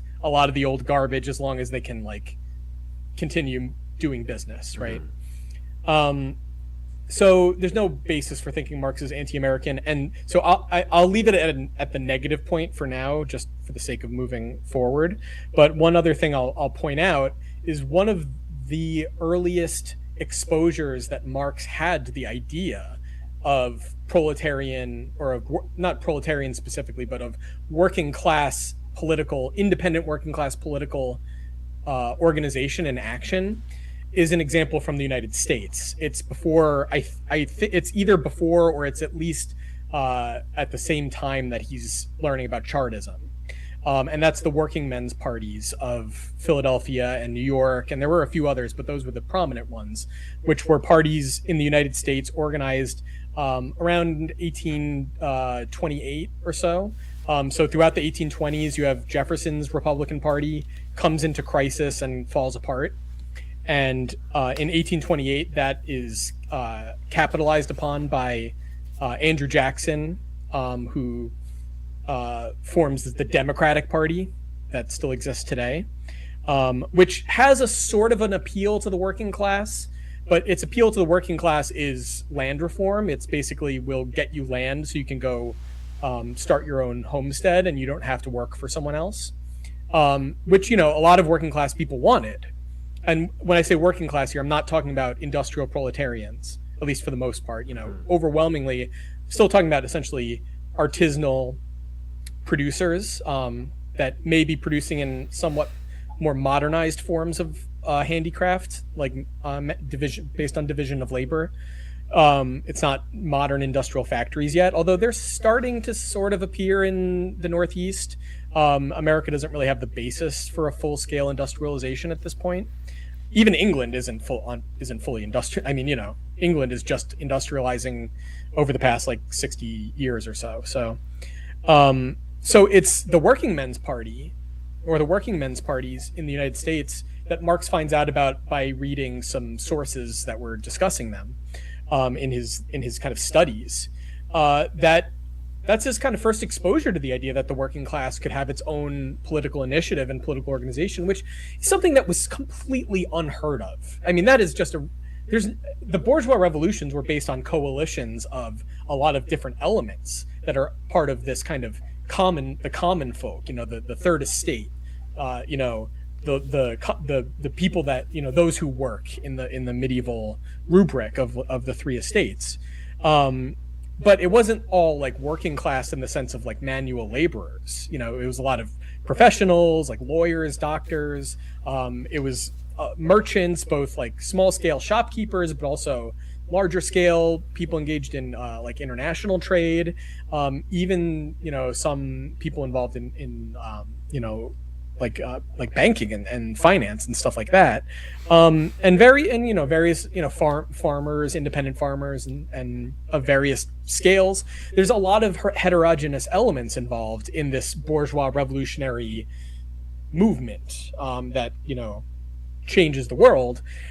But the workers, especially what you would call like the common laborers, not people that aren't like on their way to becoming, you know, masters of a craft, but who are essentially day laborers, who, you know, the kind of people that would become the first grist for the mill of industrial proletarianization.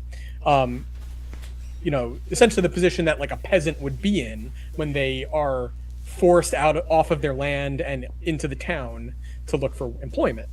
Those kinds of laborers, certainly they, but also just like regular, you know, skilled craftsmen. They were not thought to have the capacity for politics, let alone the will, you know, or the interest. Like they were just, I mean, for all of human history, labor was seen as the lot of the lowest sort of people.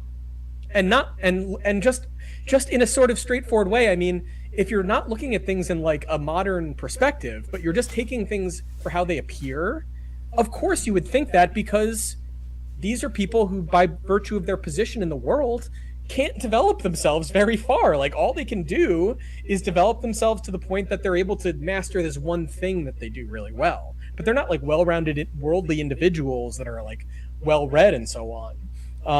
You know, they may aspire to that, and they're certainly increasingly aspiring to that in the United States after the revolution.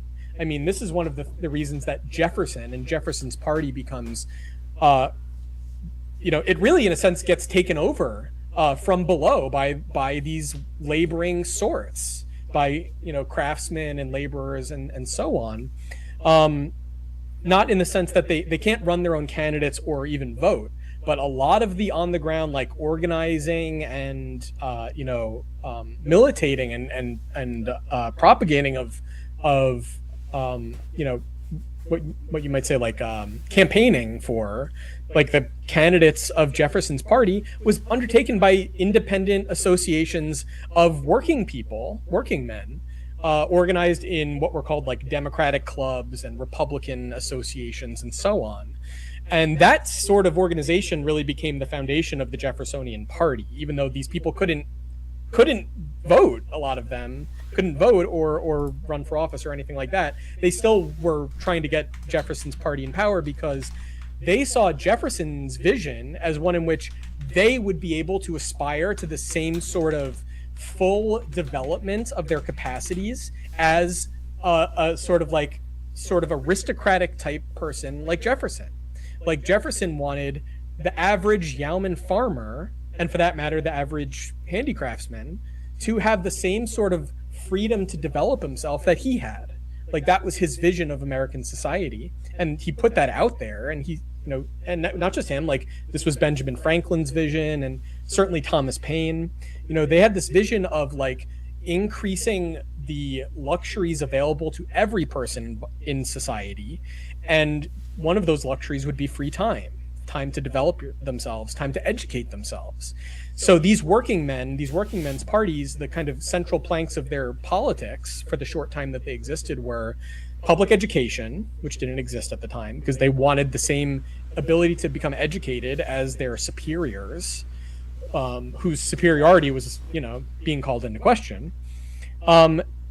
To limit the extension of the working day, because the same tendency to drive the working day to the maximum extension, in maximum length that was occurring in England was also occurring amongst the, in the manufactories of the Northeast, and abolition of slavery, because they saw the condition of the slave as a threat to their own condition as well as an affront to their common humanity. So all of those three elements are, in a sense the same, and they would go on to inspire the Chartists in England and to inspire Marx. And the Chartists, for that matter, would always hang the Star-Spangled Banner in their meeting halls, and they would read Thomas Paine. Thomas Paine was like a core inspiration for them. So so Marxism is not only not anti-American, but there is a really strong argument that that Marxism is American in a kind of fundamental way. And there's even more to this story I could talk about. I mean, Saint-Simon, who I mentioned, who is one of the founders of socialism, literally fought in the American Revolutionary War under General George Washington. He came over, as did many French radicals at the time. So before he became a socialist, he literally fought for the establishment of the United States. So and there's a lot more that could be discussed along those lines. But yeah, I mean, a lot of stifled European radicals were kind of living vicariously through the American Revolution. Absolutely, that was possible there, and wasn't so much in Europe. And it inspired them. It was like we want what they did. Okay, so but Reid, number 4. Doesn't Marxism seek to violently overthrow the state? Doesn't it need violence, require violence to do this? So shouldn't we take a parliamentary road, maybe a democratic socialist road, voting in reform slowly? Because Marxism is too violent. We don't need it. Yeah, so that's a big misconception. This is another thing. This is one of the other few things that people will actually read from Marx. Also in the Communist Manifesto in the 4th chapter. I can't remember the exact line, but there's something like he basically makes a line about how they're not going to like pull any punches during the revolution or something like that. It's uses some kind of incendiary language. Although if you understand what he's actually talking about in that chapter, he's not talking about a revolution against the bourgeoisie. He's talking about the revolution that the workers and the bourgeoisie are going to be fighting in together, side by side, against the aristocracy to establish the bourgeois democratic republic, on the basis of which then the proletariat will begin its struggle against the bourgeoisie. So he's not saying we're going to violently overthrow the bourgeoisie there, okay? He's talking about violently overthrowing are the people you have to violently overthrow because they don't give you another option, right? So, Well, hold on. Isn't this two-stage theory? Okay, that gets into a whole nother can of worms, and that brings us back to the permanent revolution question. But let me leave that aside for a second. So they'll look at that and they'll say, nope. Uh-oh.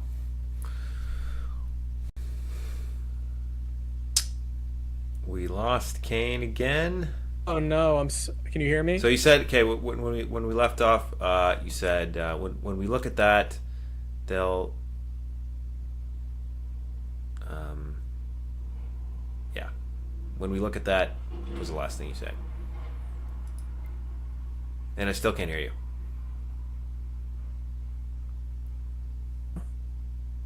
Hello, can you hear me now? Yep. Hello, can you hear me? Yep. I'm so sorry about. I guess my connection isn't good. I usually have a better connection than this. Okay. How am I now? You're fine. Okay. So no, Marx is not interested in a violent revolution. In the sense that he's not. The point of Marxism is not like violent revolution. Violent revolution was necessary to overthrow the Ancien regime and establish bourgeois society, to politically constitute bourgeois society, to establish the democratic republic and so on.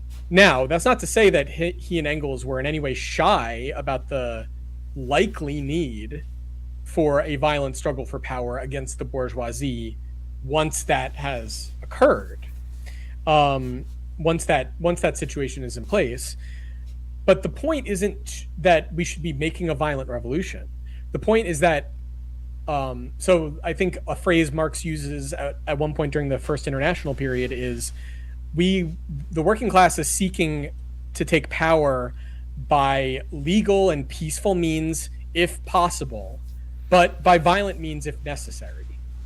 And what he meant by that was, if we are violently suppressed in our efforts to take power by legitimate means, then of course we have the right to respond in kind. For the same, I mean, again, this goes, you could look at the American Revolution, right? I mean, they tried to do everything they could. They tried to suffer all the injustices inflicted upon them by Parliament and by King George, for as long as they could tolerate it, until it got to the point that they were literally being violently suppressed. And the way Thomas Paine puts it is like King George wants to exterminate all of the partisans of liberty. So if you are struggling for power on the basis of a democratic constitution, and you are forcibly suppressed in such a way that, to use a phrase of Engels, the government overthrows legality, then of course you're opening yourself up to civil war. I mean, that's just the way it is.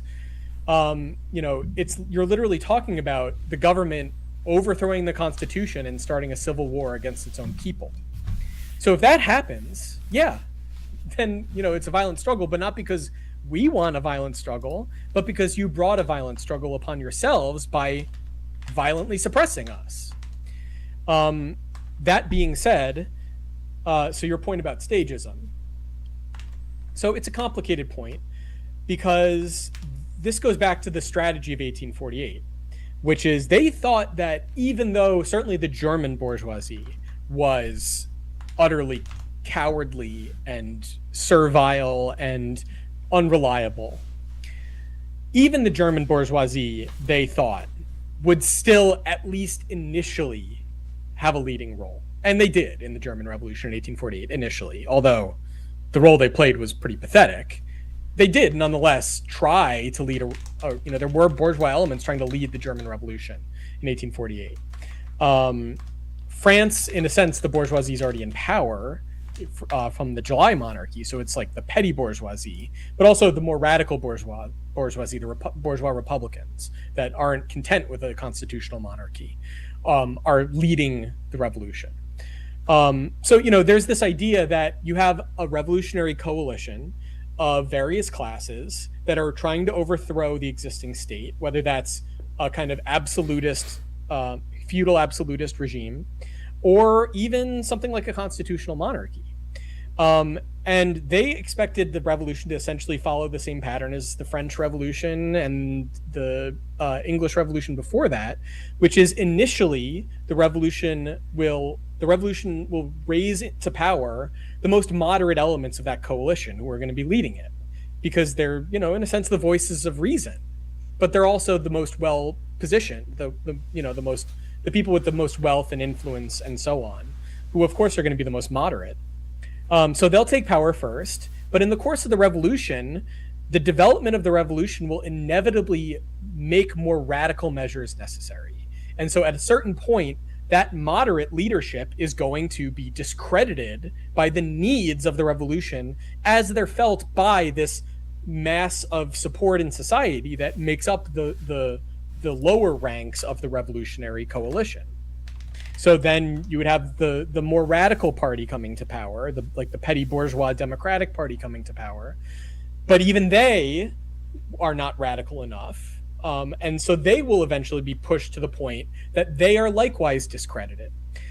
So what went wrong in the French Revolution? What went wrong in the French Revolution is you have the most radical party taking power, but first of all, they're not the proletarian. It's not a proletarian socialist party because there is no developed, organized proletariat yet. There's the beginnings of a proletariat taking shape, but they're not organized as an independent political force. They don't have any socialist aspirations at this point. Frankly, socialism doesn't really exist yet. There are kind of proto-socialist ideas floating around, communist ideas floating around, but it's not what socialism meant in the 19th century. So they're premature and they didn't have a base. They're premature, and for that matter, so that would be like Babeuf. That would be like Babeuf, the Conspiracy of Equals, who's sort of like an even more radical Jacobin than the Jacobins. And his group never takes power, but they try to take power in a sort of desperate attempt after the Jacobins are overthrown. But the Jacobins are more of like this petty bourgeois radical party. And so, first of all, they wouldn't have been able to kind of lead the revolution through to the end. They were inevitably going to be overthrown. And so the pattern with the English Revolution was that the radical party's overthrown, and then you kind of reset by going all the way back to reaction. The reaction takes power again. But society's already been transformed by the revolution. So the reaction can't hold on to power either. And so then that's discredited. And so then you get kind of a compromise, which is the constitutional monarchy. So it's not a full return to the old reaction, but it's also not a full step in the direction of the democratic republic. It's sort of like halfway in between, in a way. And so that's what you also have in France with the July monarchy. That's like the same idea. That's what happened with the July monarchy. And so now the idea is, because this more radical party is beginning to take shape in the form of the proletarian party,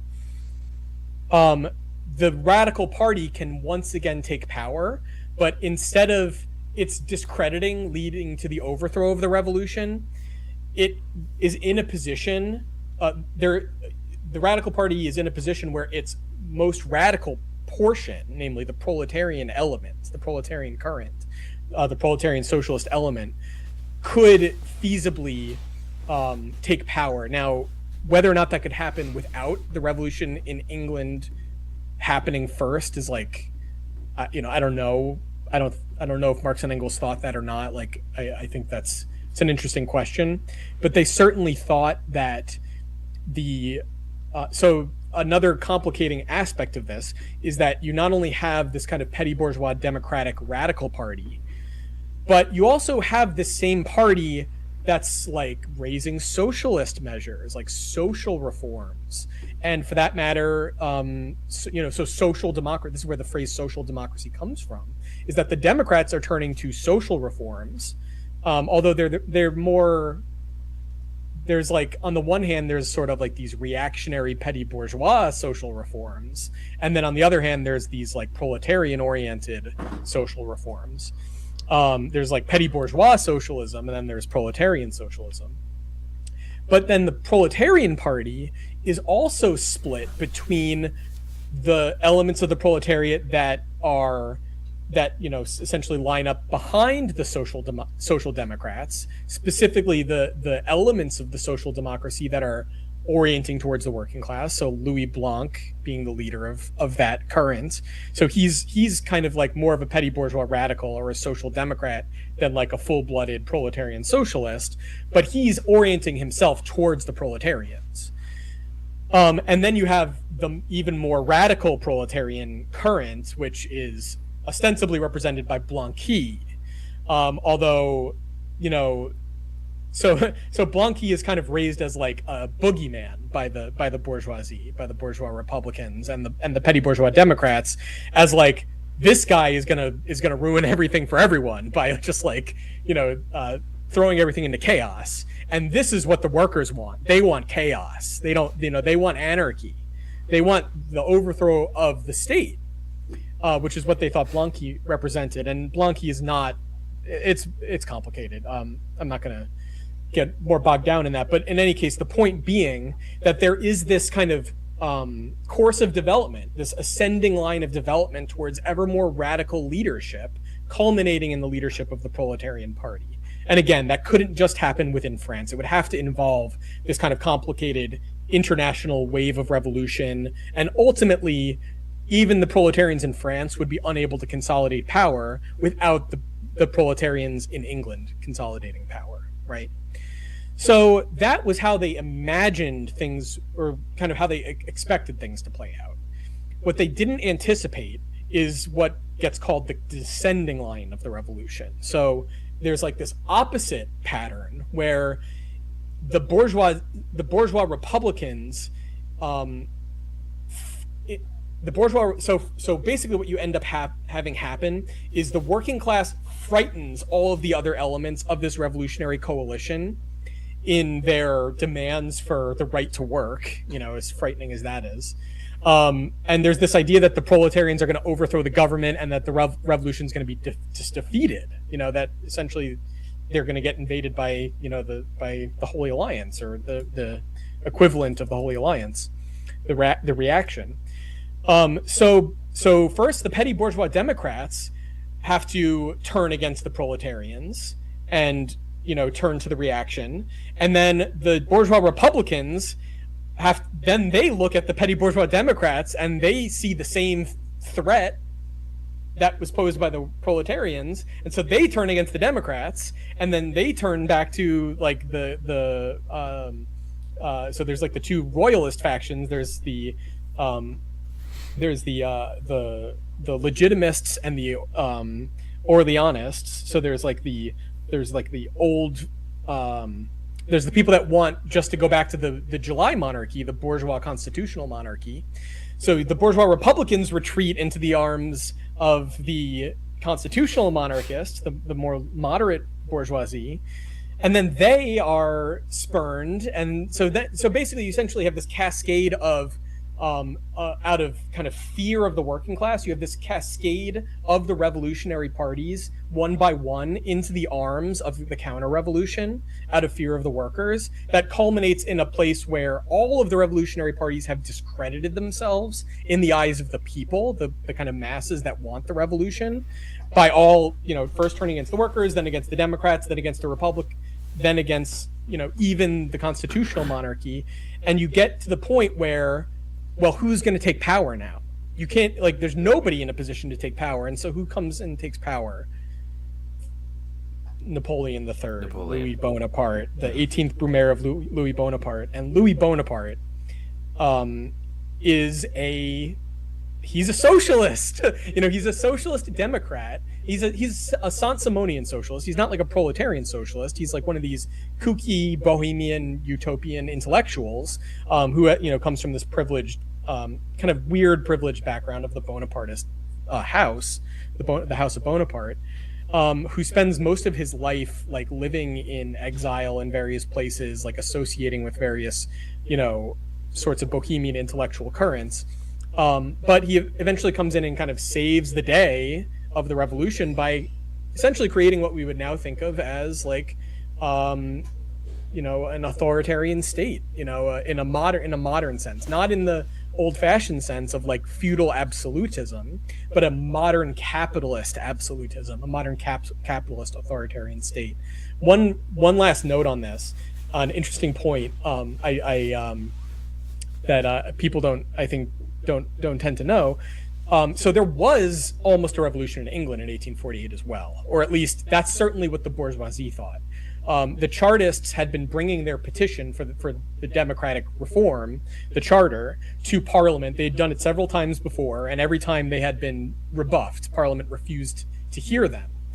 And so with this wave of revolution happening, the Chartist movement, which had sort of been in the decline to some extent, or at least it was in crisis, was revived, and they were like, let's try it again now that there's this wave of revolution happening. Maybe we can do it this time.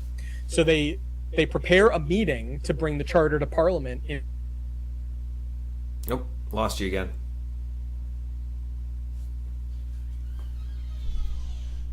(1848). Can you hear me now? Yep. Can you hear me now? Yep. Hello? Okay. Okay, so I was talking about the Chartists were trying to bring their petition to Parliament in 1848. Yeah. And so they did that, and they got a gathering of, depending on who you ask, it was probably around somewhere between 20 and 50,000 people that were gathered in Kennington Common and prepared to march to Parliament to Parliament with their petition. And in anticipation of this gathering, the British government enlists essentially an army of 150,000 special constables of to surround this meeting and block off every possible exit from Kennington Common, and to basically say, if you try to march on Parliament, you will be exterminated. Like, you will literally be shot down. That it was unambiguously like we're gonna massacre you if you try to do this. And they dispersed. They dispersed, and they were demoralized. And then all the Chartist leaders were all the radical Chartist leaders were subsequently arrested and either imprisoned or exiled. And that was essentially the final defeat of Chartism. Marx and Engels did try to help spearhead a revival in the 1850s, but it didn't end up going anywhere.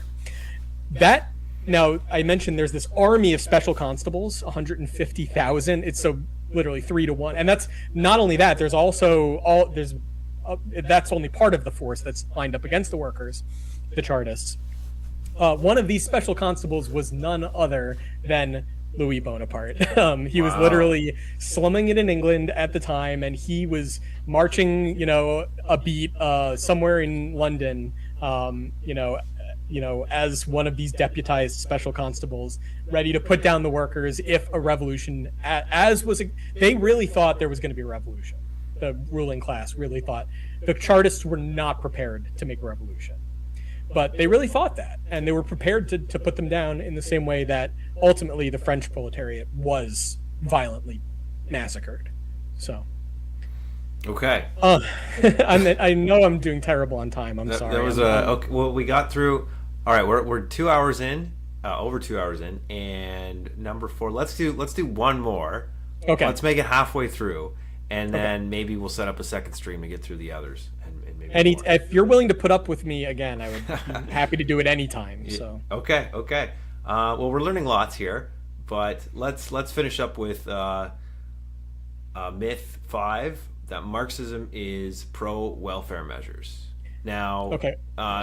Even in isn't it true that it was the working class and the Communist Party in the United States that helped kind of push forward a lot of the welfare state measures in the United States under FDR? Wasn't it the working class that pushes for these pro-worker measures for universal health care, et cetera, et cetera? Indeed. Pardon me. Indeed.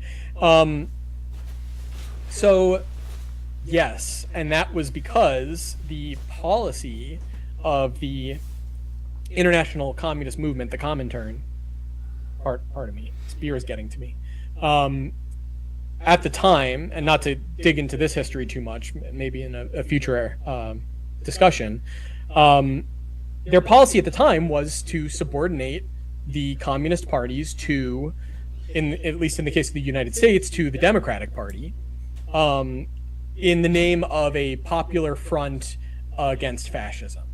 And so the idea was, essentially what was happening on a global scale was that the communist parties in the various countries they already had been, but they were, especially in this case, being used as instruments of Soviet foreign policy, to essentially,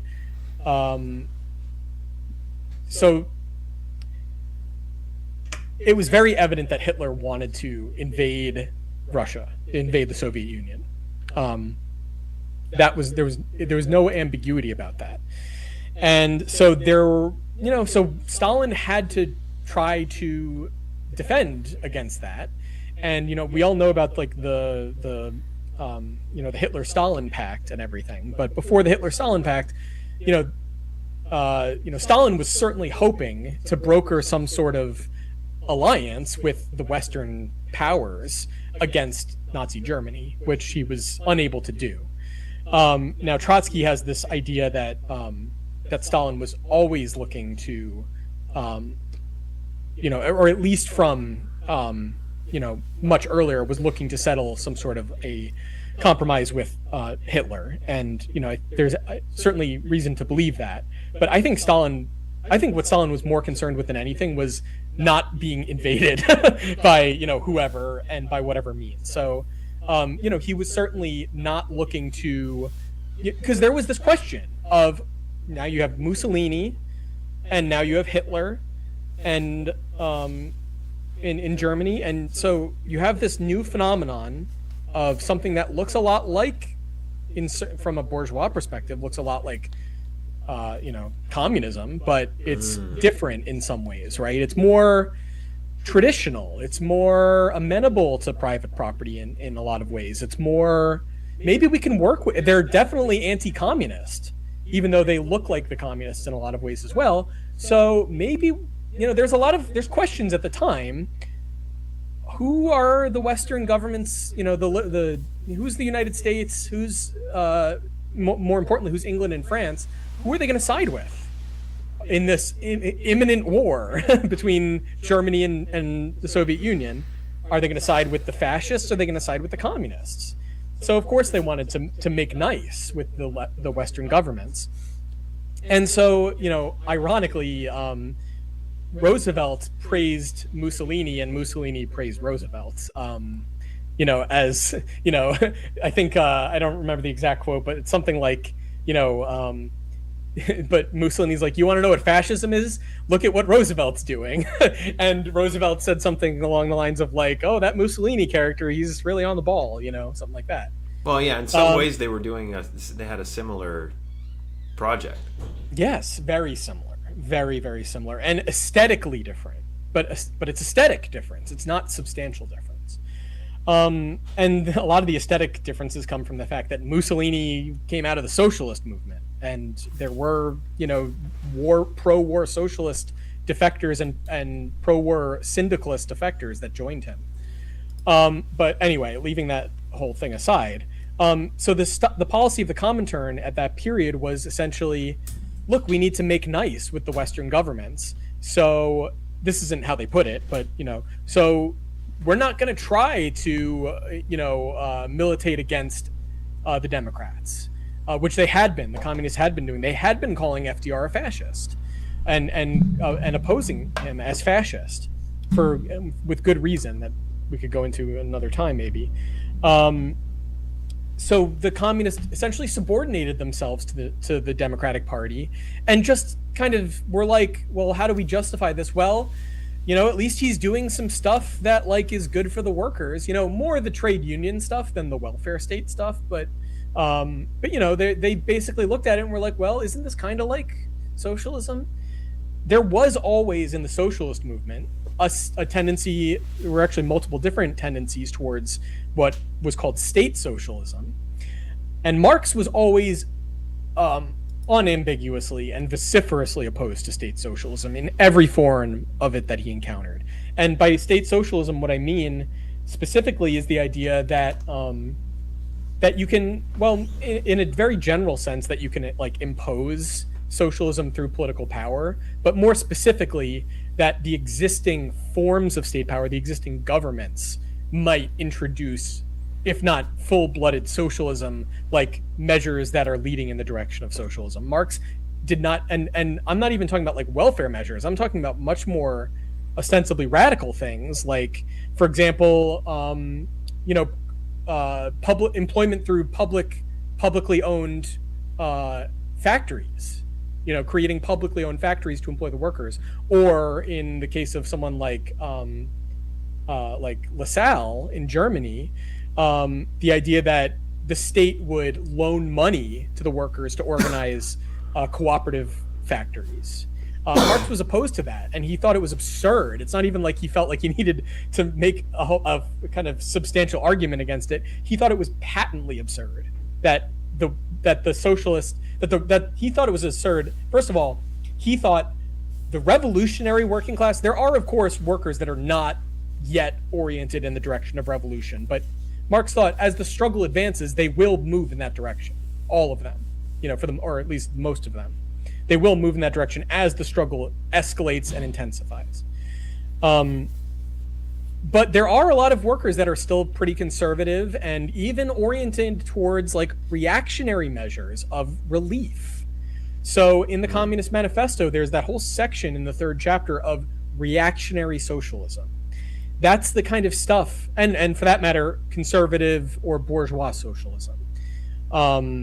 So these ideas that, either a reactionary, old-fashioned absolutist government, or even a bourgeois government might implement relief measures for the working class.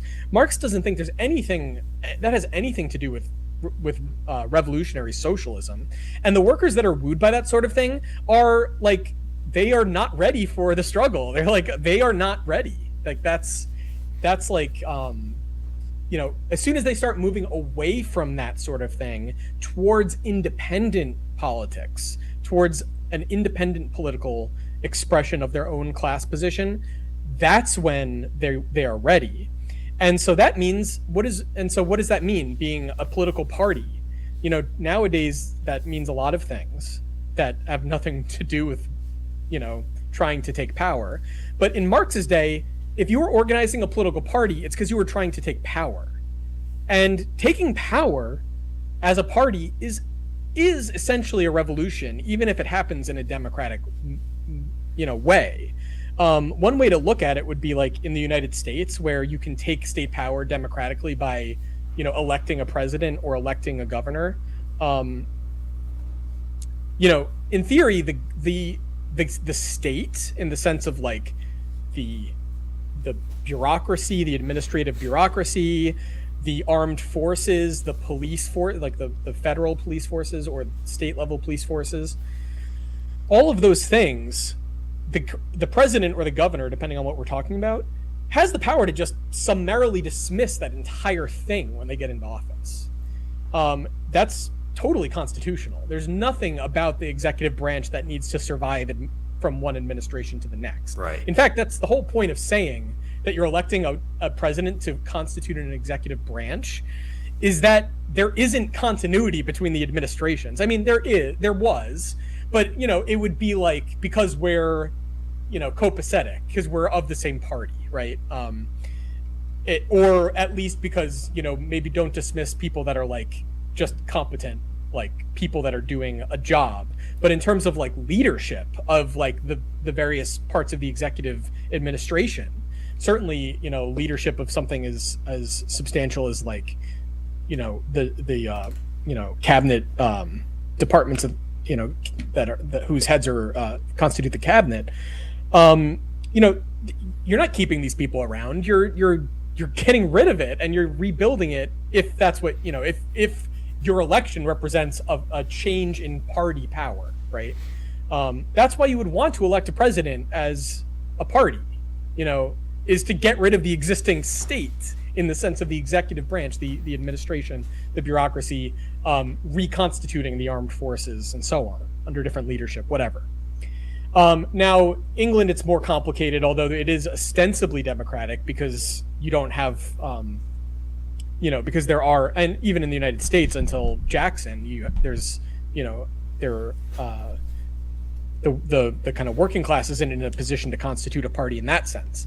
But the aspiration of Chartism, the point of the charter, was to implement democratic reforms that would enable the workers to have their own political party. And then once they are able to elect representatives, to parliament, then it's only a matter of time before they take over the parliament and then are able to constitute a government. And likely there'd be some sort of constitutional crisis before that. Now, in a place like Germany or France, before, not Republican France, but pre-Republican France, the Workers' Party is aspiring to eventually do something like that. But they're not looking to like just have the existing state stay in place, right? They're looking to get rid of the existing state and replace it with a state that they constitute with their people, So the idea that there's anything about like relief measures, let alone some of these kind of quasi-socialist measures like public workhouses or workshops or whatever, the notion that there's like anything about that would be continuous between a socialist, a proletarian socialist government, even if it's elected democratically, let alone if it's requires more than that.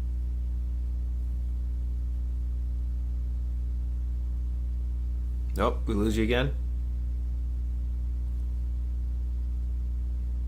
Can you hear me now? Yeah, you're back.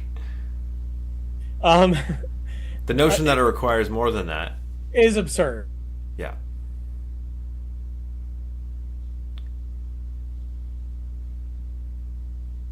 Where did we lose you again? We did. Oh dear. Hello, can you hear me? We lost you again after. Eamon, can you hear me? Yeah, we lost you again after is absurd. Okay, so it's absurd. It's absurd that there would be any continuity. For that matter, he didn't think that the revolutionary workers wanted help from the state. He thought, Marx thought, and he says this over and over again, the workers aren't looking for help. They want to help themselves. So this was the big, there was this movement of working class self-help in Germany in the 1850s and 60s, like essentially organizing cooperatives, which was, kind of lame. But there is something to it in the sense that, at least by comparison with Lassalle, who's instead of self-help, he opposed the self-help movement in the name of state aid. And so Marx was like, look, that self-help was lame, but what's more lame, what's not just lame, but outright counter-revolutionary is state aid. And so UBI, for that matter, for example. Sorry, say that again? So like UBI. UBI is a perfect UBI is just, it's the worst. I think it's the worst. The only thing that's good about it is that it's ostensibly anti-bureaucratic, but it's not really. That was Milton Friedman's idea when he came up with the idea he had a slightly different idea, but it's essentially the same idea, which is negative income tax. If anything, Milton Friedman's idea is better because at least it's not giving money to everyone, even people that don't need the extra money. But anyway, leaving that aside, Marx didn't think the working class wanted help. He thought they wanted to help themselves. And the only caveat would be the only way they can really help themselves is by taking political power, not to use the state to give them money so they don't have to work or something.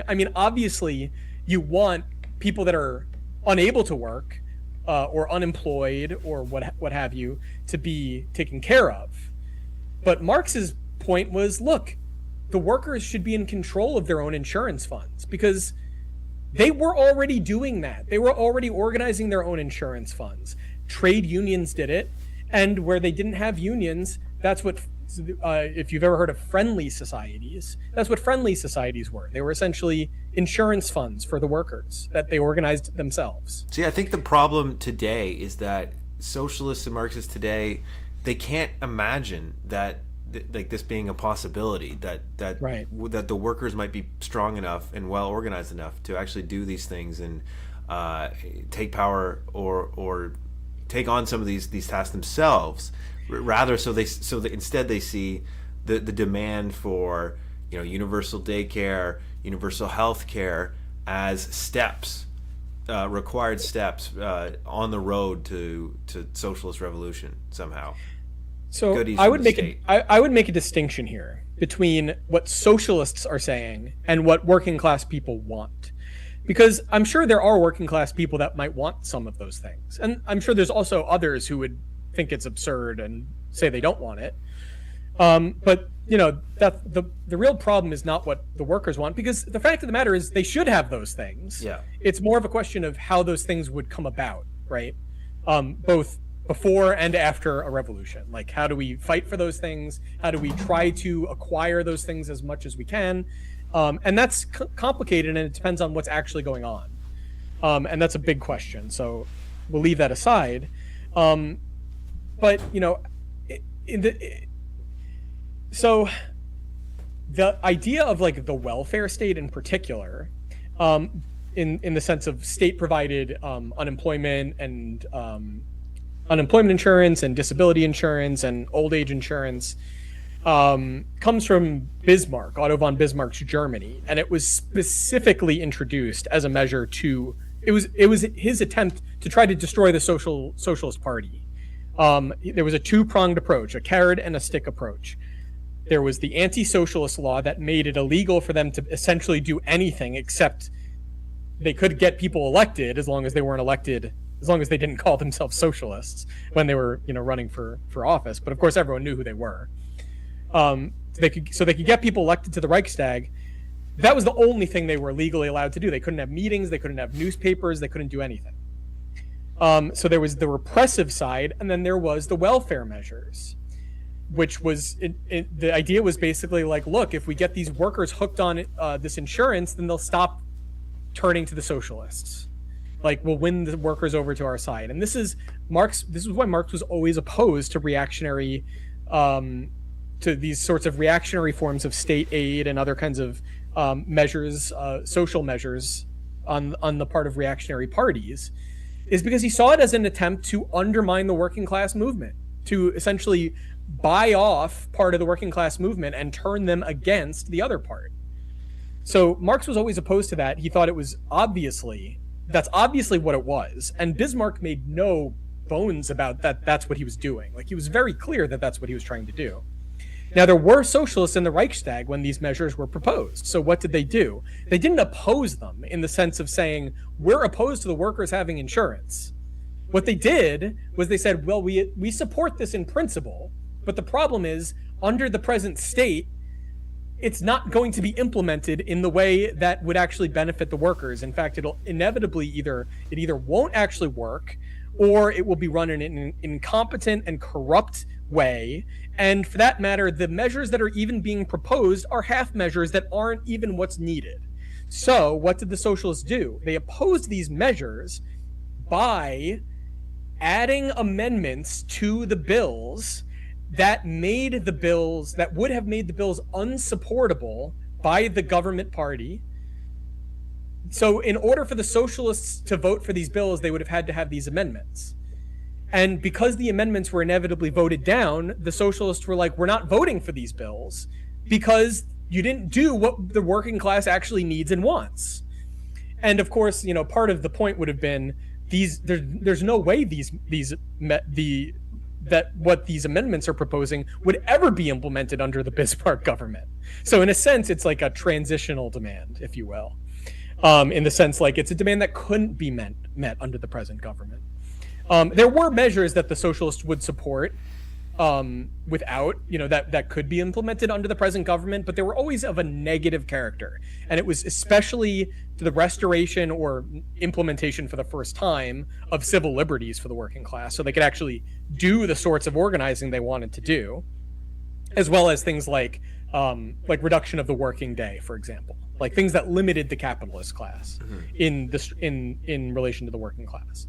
But in terms of like things that the state would have to do, they opposed it not by simply saying we're opposed to this, but by saying, like, you're trying to trick the working class into voting for the government, so we are going to do you one better, and to essentially say, in order for us to support this, in order for the workers to support this, you would have to do this as well. And then, of course, the workers are going to look at the speeches in the Reichstag in the newspapers and say, yeah, we do want that. Like, we do want control over the insurance fund, for example, or we do want the entirety of the payments into the insurance fund to come from the employers and not to be split between the employers and the workers, things like that.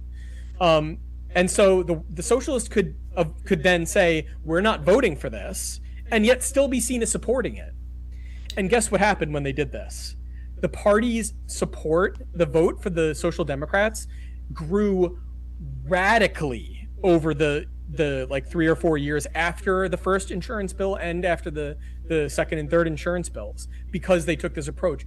The working class clearly was like, yes, we agree with this, So the problem that we have today is we take the welfare state for granted as like, this is just what governments do. And part of the problem with that is that to the extent that there is still a socialist movement, that there is still a labor movement, it is thoroughly integrated with the capitalist state as part of this system of, the entire modern labor movement is based upon the measures that were introduced during the New Deal period to essentially legitimize the trade union movement. And so again, it's not like I'm saying like we should be opposed to like what you might say are good things that happened under Roosevelt in terms of like labor law. But the point is, how do you oppose it? Do you oppose it simply like in an abstract way that like doesn't speak to what some workers might think as opposed to others? Or do you do it in a way that exposes what is actually being done by the government, Right. which is that they're trying to undermine the movement? That's the question, is how do you oppose these things? Now, those sorts of strategic questions. Lost him again. Table today, because there are no social. Can you hear me now? Yep. Eamon? Yep. Okay. So I was just going to say, I'm very sorry about my connection. Those sorts of measures is what we lost, John. Those sorts of measures are just taken for granted today. In terms of welfare measures, it's taken for granted that the state does this sort of thing. So the question is, how do you oppose it? Hopefully I'm not repeating myself, but I feel like I lost my train of thought. The point is to say, yeah, we support these measures, but only if it's there's control for the workers involved, attached to it, and it doesn't benefit the ruling class over the workers. Yeah, I mean, the main thing would have been for example, in terms of the insurance measures. So what Marx proposed in the French Workers' Party program was that the workers would have control over their own insurance funds, and that society would be responsible, but they would have to essentially pay in to funds controlled by the workers. In the Erfurt program of the Social Democratic Party of Germany, they were proposing essentially kind of like a Department of Labor, but it would be half of the Department of Labor would be made up of workers, and half would be made up of employers. So, and Engels is and this is in the draft version, it has this formulation, and Engels is it should just be the workers. Why are you conceding anything? Yeah. Don't concede this. This is something that I think socialists, so none of this is relevant really directly in terms of the strategy of this today, because there is no socialist party. There are no socialists that are even taking these questions seriously at all. They just take for granted that we should be in favor of the welfare state. Not even welfare measures, but just the existing welfare state. So yeah, or instead they project their desires onto silly things like force the vote. Indeed. It's a shambles. Okay, I don't know. I'm worried that I'll keep getting cut off by my poor connection and lose my train of thought even further. But I think that hopefully answers the or kind of exposes the myth, so to speak, that no, Marx was not only not in favor of welfare measures, but he was always opposed to any form of state aid. And there was a very clear and concerted strategy involved in opposing it that is no longer even known about, let alone well understood or being taken up. And for that matter, the welfare state as we know it was literally an invention of a reactionary government trying to undermine the first Marxist political party that ever existed. So, yeah, no, Marx was not in favor of the welfare state or welfare measures. No. Right. And so I think it's important to kind of reiterate that, as opposed to what the libertarians and conservatives, fake conservatives today say about Marxism, that it's not about handouts and dependency. In fact, it's the exact opposite. We're asking, we're trying to get the workers to take power themselves and be responsible for themselves. Yes. And not be dependent on the ruling class state. No, working people that work for a living, they may be frustrated with their jobs. They may hate their jobs. They may want things to be better. They may not like their employers, what have you. But they nonetheless, they want to provide for themselves. Even they may not, or at least, some of them might be get ground down to the point where they're kind of giving up on that. But for the most part, people that are able to make a living for themselves by working, they don't want to be dependent on someone else. If anything, their grievances are mostly about the fact that they are still too dependent in spite of the fact that they are working. So Right. even though I'm working, I'm still dependent on employment in such a way that I have to take a job I don't want, and I have to, I'm not able to get what I need from my work, even though, if you knew anything about the way that, the production system was operating, you'd know that there is an incredible amount of wealth being generated by your meager contribution of labor that you are not privy to. So, in any case, working people want to be free. And that's the promise of, bourgeois society, is you can be free by virtue of providing for yourself through your labor. The problem is that in capitalism, that becomes increasingly fraught and contradictory, and in a lot of the time outright impossible for people to achieve the kind of livelihood they want, or sometimes even any livelihood at all through their labor. So, that's the problem, is that the working class needs to employ themselves, but not in the sense of like the petty bourgeois conception of independent self-employment through small proprietorship. The only way they can employ themselves is by taking over the system of cooperative labor that has developed under capitalism and managing it for their own ends. That's what they would need to do, is employ themselves that way, and that would begin the process of reducing the burden of labor to a vanishing point, to the point that there ceases to be a meaningful distinction between what you need to do and what you want to do. Right. That's not the end point. That's the beginning. Right. It's the beginning. It's the first step. Yeah. Right. Absolutely. Okay. Well, I think that's a great place to leave it. We made it halfway through, and we can. Yeah. I should have probably warned you that 10 items might be ambitious, given my tendency to overspeak. But I appreciate you putting up with my rambling, and also with my poor internet connection. If we do this again, which I would love to do, I will do my best to have a better internet connection somehow next time. So, but thank you for having me, Eamon. I really appreciate it. No, you're welcome. And I do have one suggestion too for a possible future stream, and that would be torturing ourselves by listening to one of James Lindsay's treatise on Marxism. I can put up with a lot of shit from anti-Marxists and anti-communists, as long as they're willing to engage in a good faith discussion. But everything I've ever heard him say on the subject indicates that he is profoundly dishonest and profoundly uninterested in a serious good faith discussion. So I just am very contemptuous of him for that reason. But I'll talk to anyone as long as they're willing to actually engage, at least to some degree, in good faith. But I would be happy to do that. I find it excruciating to listen to. I don't think he'll agree to talk to any Marxist, to be honest. But we could listen to one of his lectures and go through it and break it down. Because I'd be happy. Yeah, I'd be happy to do anything. Honestly, I love talking about this stuff, and the more opportunities I have to do it, the better. And you're a great person to talk to, Eamon. So anything you'd like to talk about, I'd be happy to do. All right. Well, thanks a lot. We'll see what the people in the comments want to see, and maybe we'll take that into account. But for now, we are going to finish. So adios, everybody, and thanks for listening.